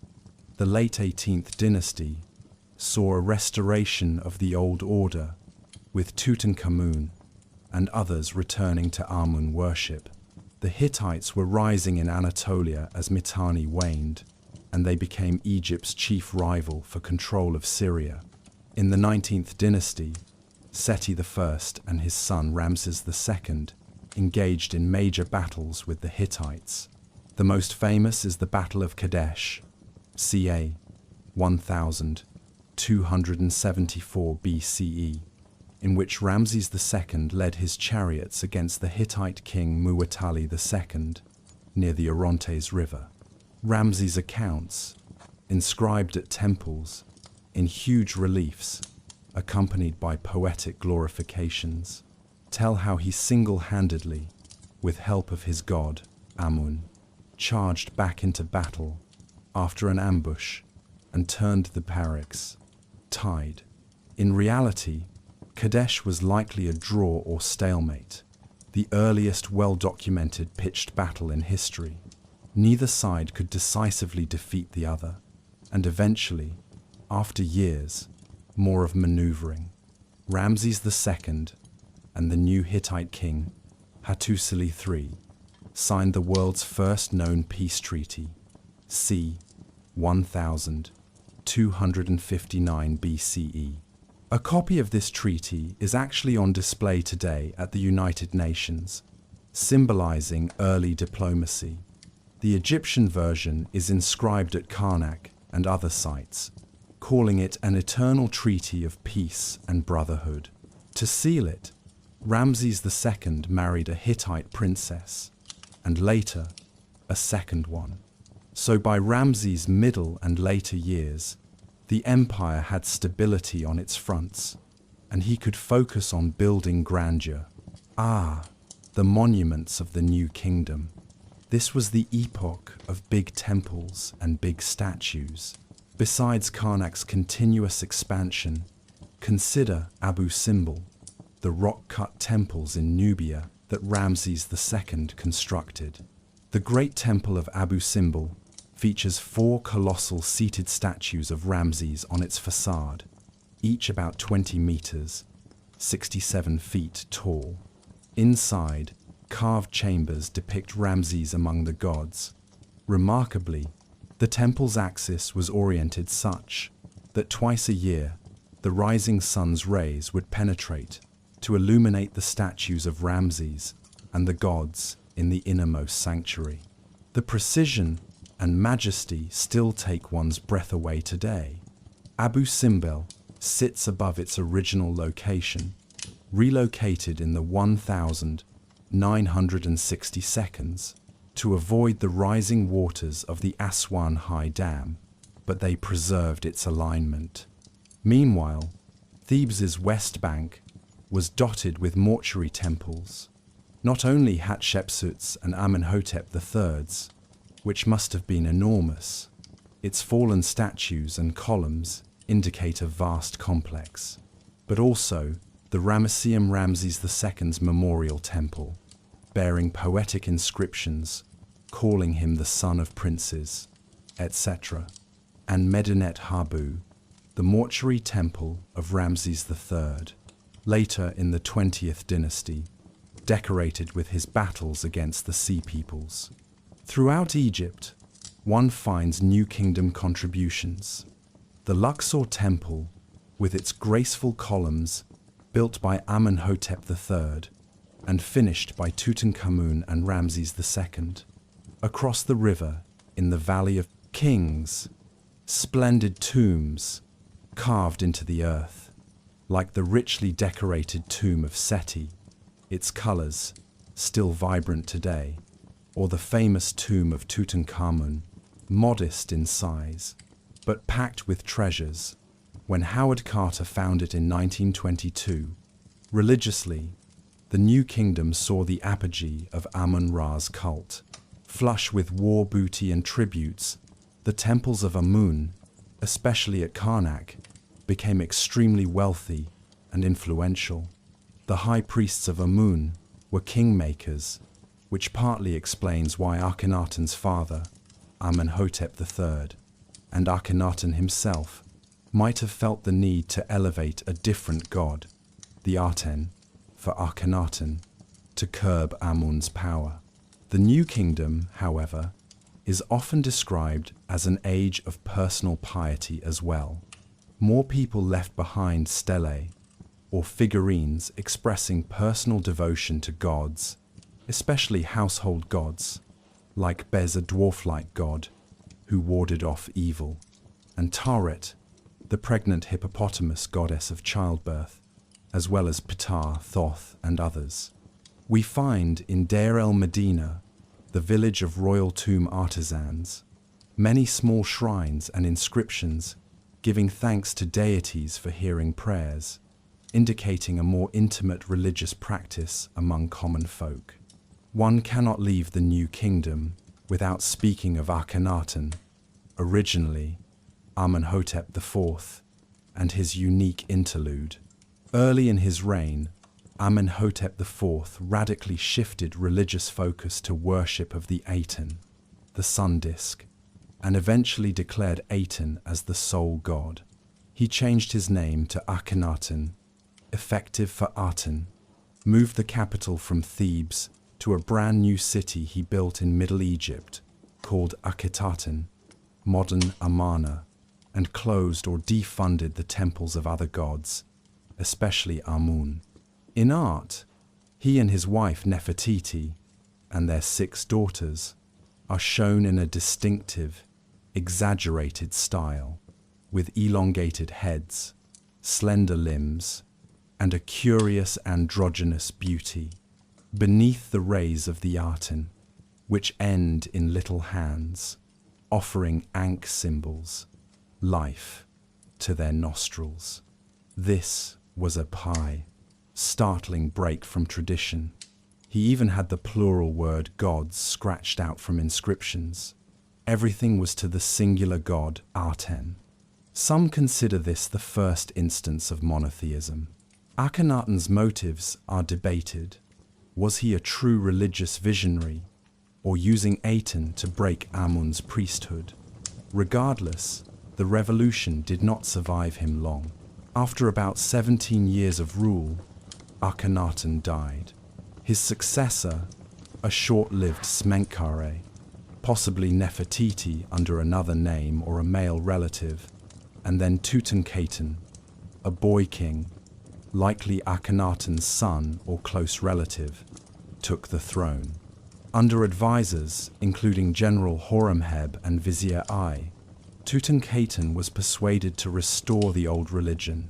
He changed his name to Tutankhamun, living image of Amun, reopened Amun's temples, returned the capital to Thebes, or Memphis, for administrative purposes, and tried to damnatio memoriae Akhenaten's heresy. So thoroughly were Akhenaten and his Aten movement erased that his city and name vanished from official history. The later Egyptians called him the heretic of Akhetaten in disparaging records, if at all. Ironically, Akhenaten's legacy would remain hidden until modern excavations. But what he did contribute was perhaps an influence on art and a subtle legacy in the idea of a more direct connection with the divine. Moreover, the artistic style at Amarna, naturalistic, intimate, showing the royal family kissing their children, for example, influenced later art to some degree. After the backlash, the classic forms returned, though one sees sometimes softer or more lifelike touches in Ramesside art that might owe to the Amarna experience. The 19th dynasty, particularly under Ramses II, Ramesses the Great, was a time of confident revival of tradition. Ramses II reigned about 66 years, and by sheer longevity and ambition, he built more temples and statues of himself than perhaps any other pharaoh. He is likely the pharaoh of the quest, biblical Exodus, though this is debated. In his time, Egypt was stable and prosperous. He had the peace treaty with the Hittites, married a Hittite princess, and focused on internal development.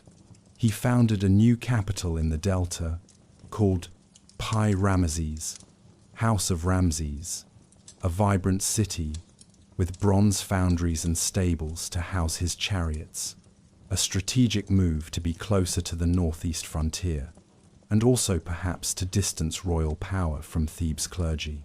His building projects left almost no part of Egypt without something to remember him by. He completed earlier structures and usurped them, notorious for carving his cartouche over others. But he also added new wonders: Abu Simbel, his mortuary temple the Ramesseum, expansions at Luxor and Karnak, etc. His countless statues often depict him in the prime of youth, often wearing the Nemes headcloth and a confident smile.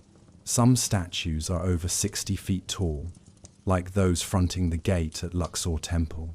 By the time of Ramses III, early 20th dynasty, around 1182 BCE, Egypt faced new threats, notably the mysterious Sea Peoples, a coalition of sea-born raiders, possibly displaced populations from the eastern Mediterranean, including peoples like the Philistines, Sicilians, Sardinians, etc. Ramses III fought them off in a land battle in Palestine and a major naval battle at the Nile Delta, which his Medinet Habu reliefs vividly show. Ships tangled, sea people, warriors falling into water, being attacked by Egyptian archers. He defeated them, preventing Egypt's fate from being like that of the Hittites, who around 1177 BCE saw their capital, Hattusa, burned, likely by these sea peoples or related upheavals. Ramses III's victories allowed Egypt to survive the catastrophic Late Bronze Age collapse that befell many neighbors. However, his death was followed by internal decline.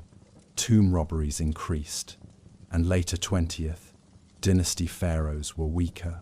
The new kingdom is generally considered to end around 1070 BCE, when the high priest of Amun, Herihor, essentially took over the south, and the last Ramesside pharaoh ruled only in name.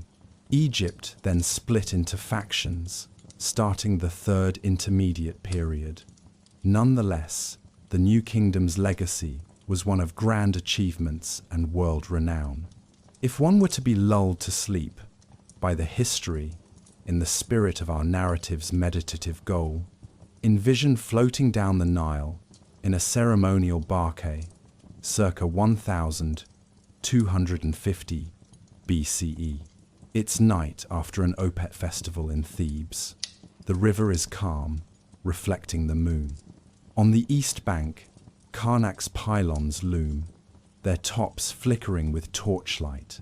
You hear faint chants of priests performing the evening liturgy to Amun within, and smell incense wafting over the water. The great statues of Ramses II at Luxor Temple, illuminated by oil lamps, watch with imperious yet benevolent gazes. As you drift further north, you might pass barges carrying cedar wood or wine jars destined for Pi-Ramesses, evidence of thriving trade. Maybe in the distance a desert jackal calls, the symbol of Wepwawet or Anubis, a reminder of the divine everywhere. It's an Egypt at the height of confidence. The stars overhead, the same ones mapped in the tomb ceilings, symbolizing the eternal journey of the soul among them. One can close one's eyes, knowing that under Pharaoh's order and Ma'at, all is as it should be. The two lands united, the borders secure, the granaries full, and the gods properly worshipped in splendid temples. It is a civilization perhaps at its zenith, aware of its glory. Thus, the new kingdom offers a rich tapestry of triumphs and innovations, and as with all peaks, it eventually slopes downward. But its cultural splendor, the art of Amarna, the poetry of love songs found on papyri, the engineering marvels of obelisks and colossal statues, would ensure that ancient Egypt's fame echoed into eternity. The Greeks and Romans who later encountered Egypt were in awe of these monuments from the New Kingdom. And today, when travelers stand in the shadow of Karnak's hypostyle hall or gaze upon Tutankhamun's golden mask, they are face to face with the legacy of this golden empire of the Nile. Twilight of the Pharaohs, Cleopatra and the fall of ancient Egypt. Every civilization's story has its sunset, and for ancient Egypt, the long twilight began after the New Kingdom's end. The Third Intermediate Period, c. 1664 BCE, saw Egypt fragmented and governed by multiple dynasties simultaneously. Libyan chiefs who became pharaohs in the north, a line of high priests effectively ruling Thebes in the south, and later Nubian, Kushite kings coming down from Sudan to reunify the country briefly in the 25th dynasty. The political landscape was shifting, but remarkably, Egyptian culture persisted and even spread beyond. The Nubian pharaohs, like Taharqa, embraced Egyptian traditions fervently, building pyramids in Kush and restoring temples. They saw themselves as true inheritors of the pharaonic legacy. Yet the world beyond Egypt was not static. New empires arose. In 671 BCE, the Assyrian Empire, at its aggressive height, invaded Egypt. Their king Esarhaddon captured Memphis. A few decades later, Ashurbanipal sacked Thebes. The Assyrians did not stay to rule directly, but they destabilized the Kushite 25th dynasty. In their wake, a local Delta prince, Psamtik, I of Sais, asserted independence and expelled foreign influence, inaugurating the 26th dynasty, the Saite period. The Saite era was something of a renaissance. They reintroduced archaic art styles, opened Egypt to Greek mercenaries and traders, founding a Greek quarter at Naucratis, and stabilized the country. But Egypt's independence was finally extinguished not long after. In 525 BCE, the expanding Persian Empire under Cambyses II invaded. At the Battle of Pelusium, according to legend, Cambyses used cats, sacred to Egyptians, on his shields to deter Egyptian archers. Whether true or not, Egypt fell and became a province, satrapy, of the Persian Achaemenid Empire. Except for a brief revolt and restoration of native rule in the early 4th century BCE, the last native pharaoh being Nectanebo II, who fled in 343 BCE, when Persians reconquered Egypt. The land of the Nile would henceforth be mostly under foreign dominion. Then came Alexander the Great. In 332 BCE, Alexander swept into Egypt, liberating it from the Persians with scarcely a fight. The Egyptians welcomed him as a savior. At the Oracle of Siwa Oasis, he was proclaimed the son of Amun, a clever legitimization strategy. Alexander founded Alexandria on the Mediterranean coast, destined to be a great city of trade and learning. Upon Alexander's death in 323 BCE, his generals divided his empire, and Ptolemy, one of his closest companions, took Egypt. Thus began the Ptolemaic dynasty, 305-30 BCE. Greek-speaking Macedonian kings who styled themselves pharaohs of Egypt. The Ptolemies ruled for nearly 3 centuries. merging Hellenistic culture with Egyptian traditions. They adopted outward Egyptian customs, appearing on temple walls in pharaonic pose offering to gods, but they also established Greek institutions. Alexandria became the new capital, surpassing Memphis and Thebes. It housed the famous Library of Alexandria and the Museum, a research institute, drawing scholars from across the Mediterranean. Under the early Ptolemies, Egypt was wealthy and powerful again, its agriculture improved by new techniques, and its commerce boosted by linking the Red Sea to the Nile via canals. Yet Ptolemaic rule was not without strife.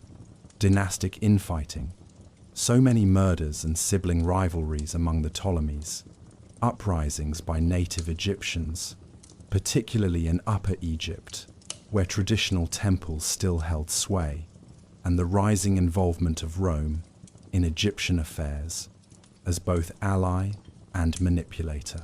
By the time of Cleopatra VII, the last Ptolemaic monarch, Egypt was a shadow of its former might, yet still immensely rich and strategically vital.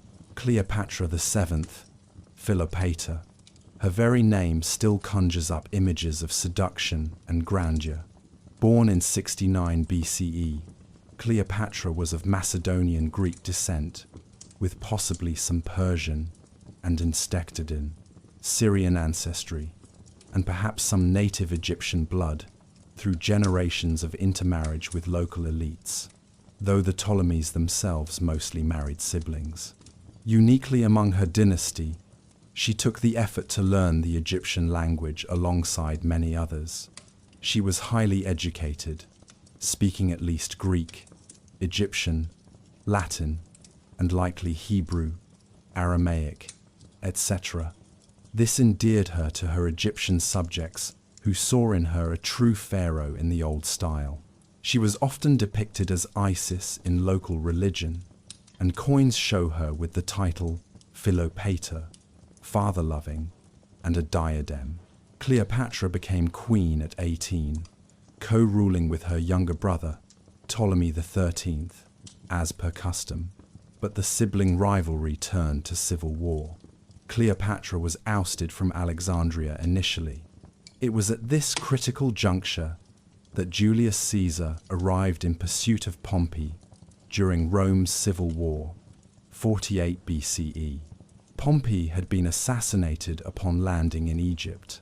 Ptolemy XIII's advisors thought to curry favor with Caesar by eliminating his foe, but Caesar was reportedly appalled. According to law, Cleopatra, in order to meet Caesar and plead her case, had herself smuggled into the palace, rolled in a carpet, or bedding, which was unrolled before Caesar, dramatically presenting the young queen to him. This legendary entrance led to an alliance. Caesar took Cleopatra's side, defeated her brother's forces. Ptolemy XIII drowned in the Nile during the Battle of the Nile in 47 BCE and restored Cleopatra to her throne with another younger brother as new co-ruler, Ptolemy XIV. Cleopatra and Caesar also became lovers. She bore him a son, Caesarion Ptolemy XV, whom she named co-regent in due time. Caesar himself stayed in Egypt for a time, a luxurious interlude in his campaigns, reputedly enjoying a trip with Cleopatra up the Nile to see the sights, perhaps the first recorded tourism. Ultimately, Cleopatra visited Rome as well, living in Caesar's villa until his assassination in 44 BCE threw Roman politics into chaos and made her position tenuous. She returned to Egypt amid the rise of the Second Triumvirate. After Caesar's death, Cleopatra sought alliance with the next strong Roman, Mark Antony, Caesar's protege and co-ruler of the Roman territories in the east. In 41 BCE, she famously met Antony on her royal barge on the Kidnos River in Tarsus, Cilicia. Shakespeare immortalizes this in Antony and Cleopatra, describing her barge with purple sails and oars of silver. Cleopatra, dressed as Aphrodite, Venus. Indeed, she was playing on divine queen imagery. Antony, captivated by her wit and charm and the potential wealth of Egypt, began both a political and romantic relationship with her. They formed an alliance. Cleopatra needed Antony's military might. Antony needed Egypt's resources and Cleopatra's money and perhaps love. Together, they had 3 children, including twins Alexander Helios and Cleopatra Selene, and envisioned perhaps carving out an Eastern empire of their own. In 34 BCE, at the Donations of Alexandria ceremony, Antony distributed eastern lands to Cleopatra and their children, declaring Caesarion as Caesar's true heir, a provocation to Rome, where Octavian, Julius Caesar's adopted heir, was consolidating power. This led to the final war of the Roman Republic. Octavian, the future Augustus, declared war, not on Antony directly, but on Cleopatra, framing it as a foreign conflict to galvanize Roman sentiment. The decisive confrontation came at the Battle of Actium, 31 BCE, off the coast of Greece. Antony and Cleopatra's combined fleet was defeated by Octavian's navy under Agrippa. Antony and Cleopatra managed to escape back to Egypt with part of their forces, but the end was near. In August of 30 BCE, Octavian invaded Egypt.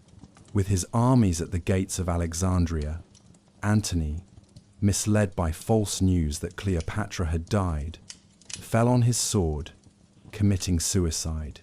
He was brought to Cleopatra and reportedly died in her arms. Realizing that Octavian intended to parade her in his triumph and then likely execute her, Cleopatra resolved not to be humiliated. On August 12, 30 BCE, at age 39, Cleopatra took her own life. Tradition holds she did so by means of an asp, Egyptian cobra, hidden in a basket of figs, allowing the venom to kill her. Thus, no Roman could claim credit, and she would die queen of herself. Some modern scholars suggest other poisons might have been used, but the snakebite story is ingrained in lore and symbolic. The cobra was the royal uraeus on Pharaoh's crown, a final act of sovereignty. With Cleopatra's death, her 7-year-old son, Caesarion, Ptolemy XIII, was briefly proclaimed pharaoh by some, but he was soon captured and executed on Octavian's orders. 2 Caesars is one too many, he supposedly quipped. Octavian annexed Egypt as a Roman province in 30 BCE. To the Egyptian people, this was presented as the return of order. To Romans, it was just another conquest, albeit one that gave them direct control of the richest land in the Mediterranean. Octavian, now Augustus, would keep Egypt under his personal control, with a Roman prefect, no senators allowed to even visit without permission, given Egypt's wealth. Thus ended the line of the Pharaohs. Cleopatra VII was the last, and with her death, the sun set on thousands of years of independent Egyptian kingship. Yet, what a legacy remained. Even under Rome, Egypt's culture persisted in many forms. The temples, such as those at Dendera and Philae, continued active for centuries. The Temple of Isis at Philae wasn't closed until the 6th century AD. By Byzantine decree, the image of Cleopatra herself became legend, transmuted through Roman and later portrayals as the epitome of exotic queenly allure.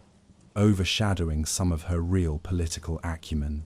Egyptians under Roman rule still mummified their dead and worshipped their gods alongside new gods like Serapis, a Greco-Egyptian deity. Over time, as Christianity spread, the old religion waned. The last hieroglyphic inscription we know is dated to 394 AD at Philae. The knowledge of writing in hieroglyphs faded. The ancient temples fell into ruin or were converted, and Egypt became something new, a Christian land, later an Islamic one, but always retaining vestiges of its ancient soul. One can imagine the very end of the pharaonic world. The year is 30 BCE. In Alexandria, the great lighthouse, Pharaohs, shines its beam at night, one of the seven wonders. The city is subdued. The queen is dead, her body entombed likely near where Alexander the Great was laid, though their tombs are lost to us. Octavian Augustus presides from the palace, offering clemency to some, installing his men in key positions. In the countryside, farmers still toil as they did millennia before, hardly concerned with who sits on the throne as long as the Nile floods. But they surely heard of Cleopatra's fate, perhaps with sorrow, as she had been rather beloved for adopting native ways. In temples of Isis and Amun, the priests continue daily rituals. Rome generally allowed local religions to continue, but the priests know a cosmic shift has occurred. They inscribe Cleopatra's name one last time as the daughter of Re, Cleopatra, may she live forever, not realizing how finite that forever was. What remained of ancient Egypt after Cleopatra? There was the obvious physical legacy, the towering pyramids at Giza that had awed even Caesar, the sprawling temples and statues that would fascinate Greeks, Romans, and eventually people of the Renaissance and beyond. The intellectual legacy too, Alexandria's scholarly traditions. Though the great library suffered fires and decay, its idea remained an inspiration. Egyptian religion continued in part. The cult of Isis became very popular across the Roman Empire, appealing especially to women and common folk, with its promise of personal salvation, and in many ways paved a conceptual path that would be reminiscent of later Christianity. The image of the nurturing Isis with baby Horus on her lap influenced iconography of the Virgin Mary with baby Jesus in later times. Hermetic philosophy, emerging in Hellenistic and Roman Egypt, associated with Hermes Trismegistus, carried an aura of ancient Egyptian mysticism and would influence alchemy and Renaissance occult thought. Under Rome, Egypt was the breadbasket of the empire. The grain shipments from Alexandria fed the city of Rome's populace. So, its economic importance persisted.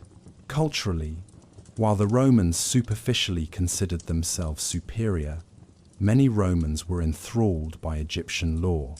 Emperors visited, Hadrian came, and even floated on the Nile, losing his beloved Antinous in it, then founding a city for him. Obelisks were taken to adorn Roman cities to this day. Rome has more standing obelisks than Egypt itself. The practice of mummification and reverence for cats, etc., gradually died out, but not immediately. It took centuries. By around the 4th–5th century AD, with Christianity spreading and the decree of Theodosius closing pagan temples like Philae's Isis in 6th century AD, the old religion ended and hieroglyphs were forgotten, waiting for Champollion in 1822 to decipher them from the Rosetta Stone. The story of Cleopatra and the fall of Egypt has a certain romantic melancholy. In her, people often see the embodiment of Egypt's last stand, the intelligent, resourceful queen, who tried everything alliances with the world's mightiest men, personal charisma, strategic charm, to preserve her country's independence. And for a while, she succeeded. Had Antony triumphed at Actium, perhaps a Greco-Egyptian empire might have endured. But it was not to be. Octavian's cold, administrative genius outmatched them. One might imagine Cleopatra, in her final moments, adorned in royal regalia in a hidden mausoleum filled with treasures. She had planned to destroy them rather than let Octavian seize them, taking the asp to her breast, a final act of defiance and identification with the immortal cobra goddess. She likely believed, as a true Egyptian at heart, that death was a transition. Perhaps she believed she would join her divine ancestors, meeting Isis and Osiris as a justified spirit. And so, with her death, the curtain fell on pharaonic Egypt. It was a civilization that had lasted over 3,000 years, far longer than others, renewing itself through intermediate periods and foreign invasions, yet always finding a way to reassert its identity. In Cleopatra's lifetime, that identity was a fusion of ancient and Greek, and even Roman, influences, but it was still distinctly Egyptian in spirit. The people still mummified bodies. They still wrote in demotic script prayers to Isis or Thoth. They still felt the annual flood as the heartbeat of their existence. As we draw this chapter to a close, envision perhaps the quiet waters of the Nile at dusk of the year 30 BCE. The sun sets with a golden red glow, reflecting on the ripples. Papyrus plants sway gently at the banks. From a distant village, a hymn to Isis can be heard. Villagers lighting lamps in her shrine, praying for the protection of a beloved queen's soul. On the horizon, the silhouette of a Roman galley appears, sails slack in the evening calm, carrying news to Italy of Egypt's fate. A farmer finishes his work, looking up at Venus, Isis's star, beginning to twinkle. Life will go on for him tomorrow as always. Feed the ox, plough the field, tend the canals. The pharaohs are gone, replaced by faraway emperors whose images will be carved in the temples in token gesture. But the Nile remains, eternal as ever. The farmer murmurs a prayer in the old tongue, perhaps not even fully understanding the ancient words but trusting in their power, then heads home as darkness falls. The long reign of ancient Egypt has ended, but its spirit slips quietly into the fabric of the land and the memory of humanity. The star's reflection in the Nile is broken by a soft breeze, and in that gentle disturbance, one might fancy the passing whisper of Egypt's final queen, bidding the world farewell. Legacy of ancient Egypt. The civilization of ancient Egypt has been often likened to the Nile, enduring, life-giving, and winding its influence through the ages, long after its pharaohs were dust. As we conclude our journey, we reflect on the remarkable legacy that this ancient land has left to the world.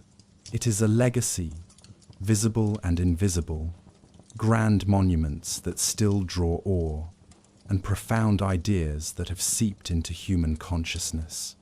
The pharaohs may be gone, but in many ways, ancient Egypt still lives in our languages, our architecture, our religions, and our imagination. One of the most tangible legacies is architecture and engineering. The Egyptian penchant for monumental building set a benchmark for posterity.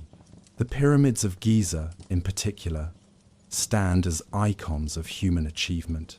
They were the tallest structures on Earth for nearly 4,000 years, a feat unmatched by any other single construction until the Eiffel Tower in 1889. The Great Pyramid's perfect alignment to the cardinal points, its precise geometry. Its base is almost a perfect square, each side originally 230.4 meters, differing by mere centimeter, and the sheer logistical triumph of assembling 2.3 million stone blocks.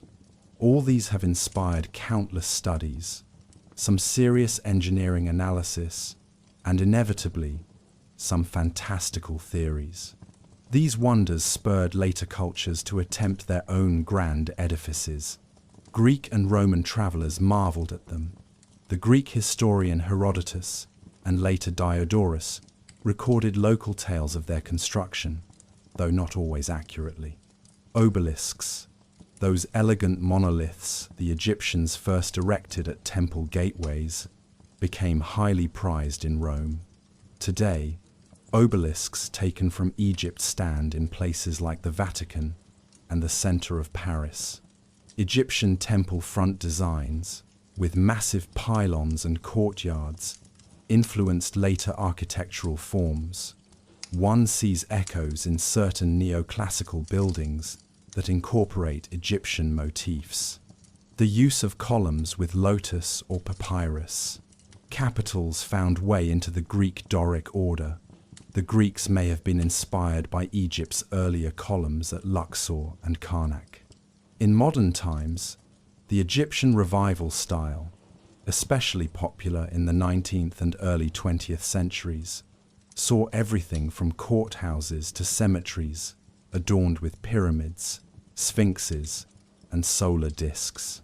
Even the Washington Monument is essentially an obelisk, a tribute to the timeless simplicity of that form.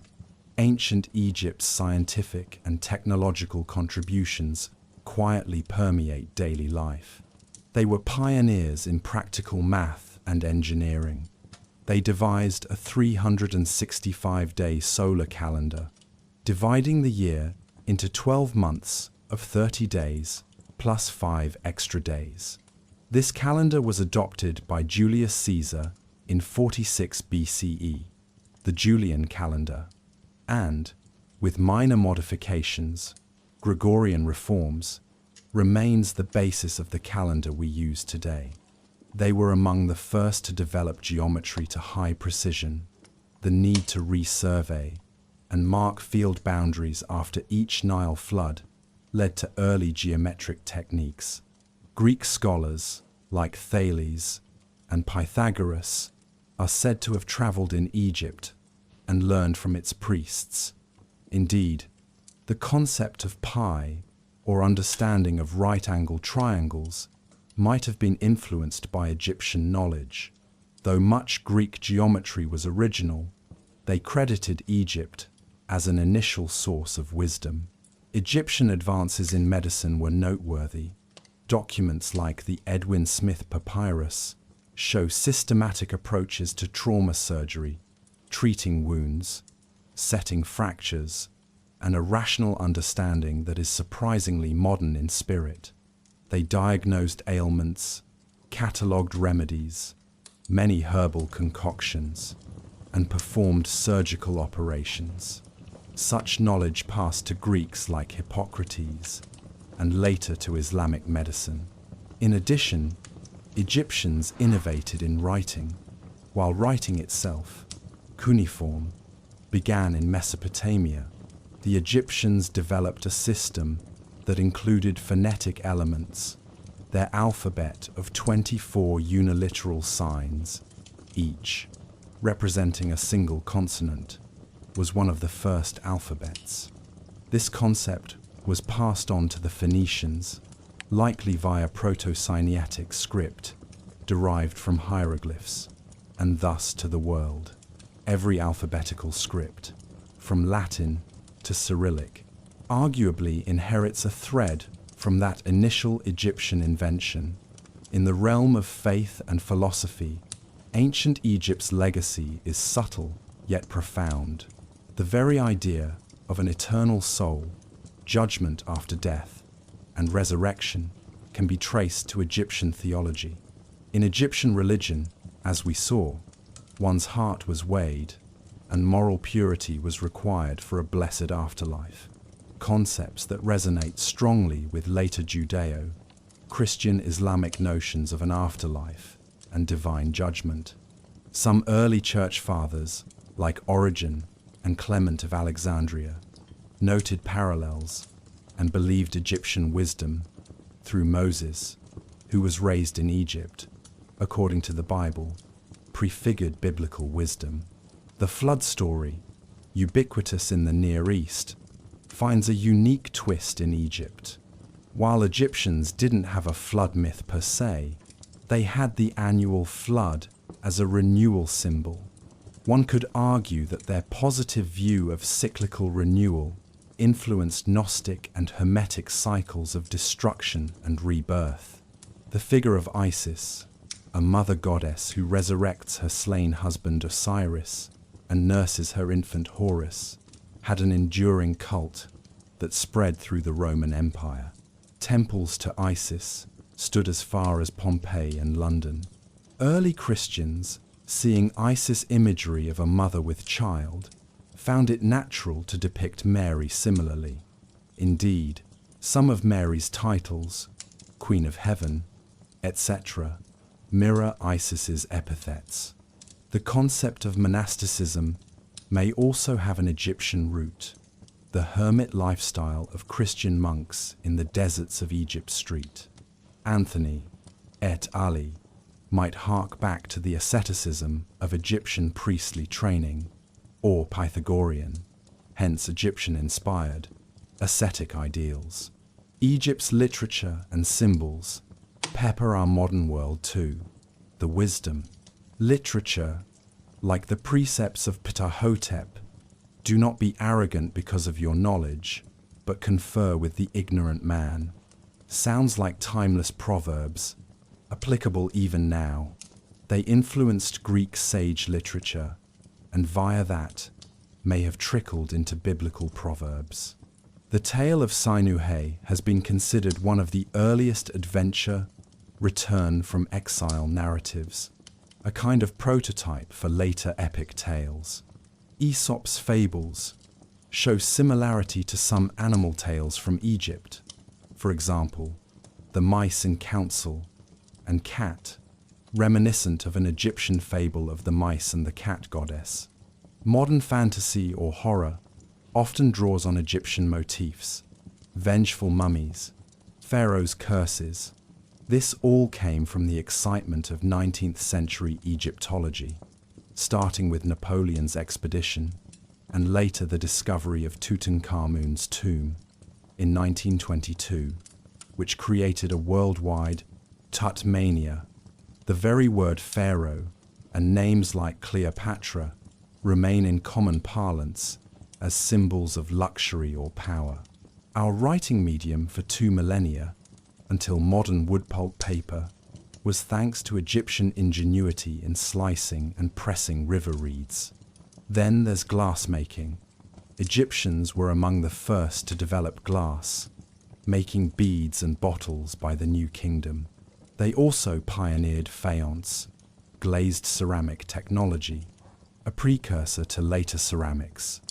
Even certain inventions like the ox-drawn plough or the shaduf, hand-operated water lifter, might have independent origins in Egypt and influenced agricultural practices widely. Our 24-hour day and 365-day year with 12 months are direct carryovers from Egyptian timekeeping. But perhaps the greatest legacy is an intangible one: the fascination that ancient Egypt continues to exert on the human imagination. It's notable that when the Rosetta Stone was deciphered in 1822 by Champollion, it unlocked not only the language, but the direct voices of ancient Egyptians. Since then, reading their own words, from royal decrees to love poems, has only casta humanized them to us. We feel a kinship across time. The Egyptians had a concept called ma'at, truth, justice, cosmic order, which they strive to live by. It's a universal legacy. Many cultures have a similar notion, like the concept of dharma in Indian thought. The Egyptians taught that one should do good quietly, that the afterlife reward was for those who were just and kind, that one should not oppress the widow or orphan. These ethical ideas resonate with later moral systems. In a sense, we are all children of the Nile civilization. Architecture, writing, the calendar, and spiritual ideas from Egypt flow through Greek, Roman, Judeo-Christian, and Islamic traditions into the modern world. Consider the Great Seal of the United States. It has a pyramid with an eye at the top, directly an Egyptian motif, the unfinished pyramid and the Eye of Providence, akin to the Eye of Ra or Horus. This was adopted as a symbol of durability and divine guidance, clearly inspired by Egypt's aura of ancient wisdom. Freemasonry, a fraternal order that evolved in the 18th century, borrowed much symbolism from Egyptian mystery traditions, or what they believed those to be. References to Osiris, Typhon, the phallic obelisk, etc., permeate its early literature. It's evening now in our reflective epilogue, and perhaps we drift to a site like Karnak in today's Luxor. Tourists have left, and under the stars, the colossal columns of the hypostyle hall stand silent. Each pillar is carved with hieroglyphs that still speak. You can trace your fingers over the sun-carved name of Ramesses II or the looping Ankh signs offering life. In the distance, one hears the faint sound of the muezzin from a mosque, modern Egypt layering on the ancient. A breeze blows, the same breeze that once carried incense smoke here 3,000 years ago. The legacy of ancient Egypt is exactly this continuity and change. The stones remember. The world remembers too. In so many ways, large and small. In our minds, if we close our eyes, we might see a golden barge sailing into the sunset. Pharaoh and Queen standing at the prow, hand in hand, surveying their land one last time. The river glitters, reflecting the sky, as behind them the silhouette of temples and pyramids fades into the dusk. The sound of a harp carries over the water, playing an ancient hymn. Men come and men go, since the time of Re, but the land endures forever. Build in Ma'at, and your work shall glow. Your name shall live in every endeavor.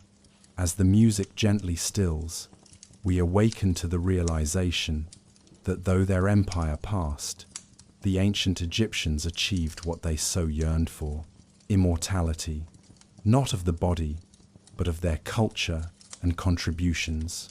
Their pyramids still stand, their writings can be read, their gods and kings are still spoken of. In our libraries, our monuments, our languages, and even our daily calendar, echoes of the pharaohs remain. The long reign of ancient Egypt, from pharaohs to pyramids, has indeed earned a form of eternal life.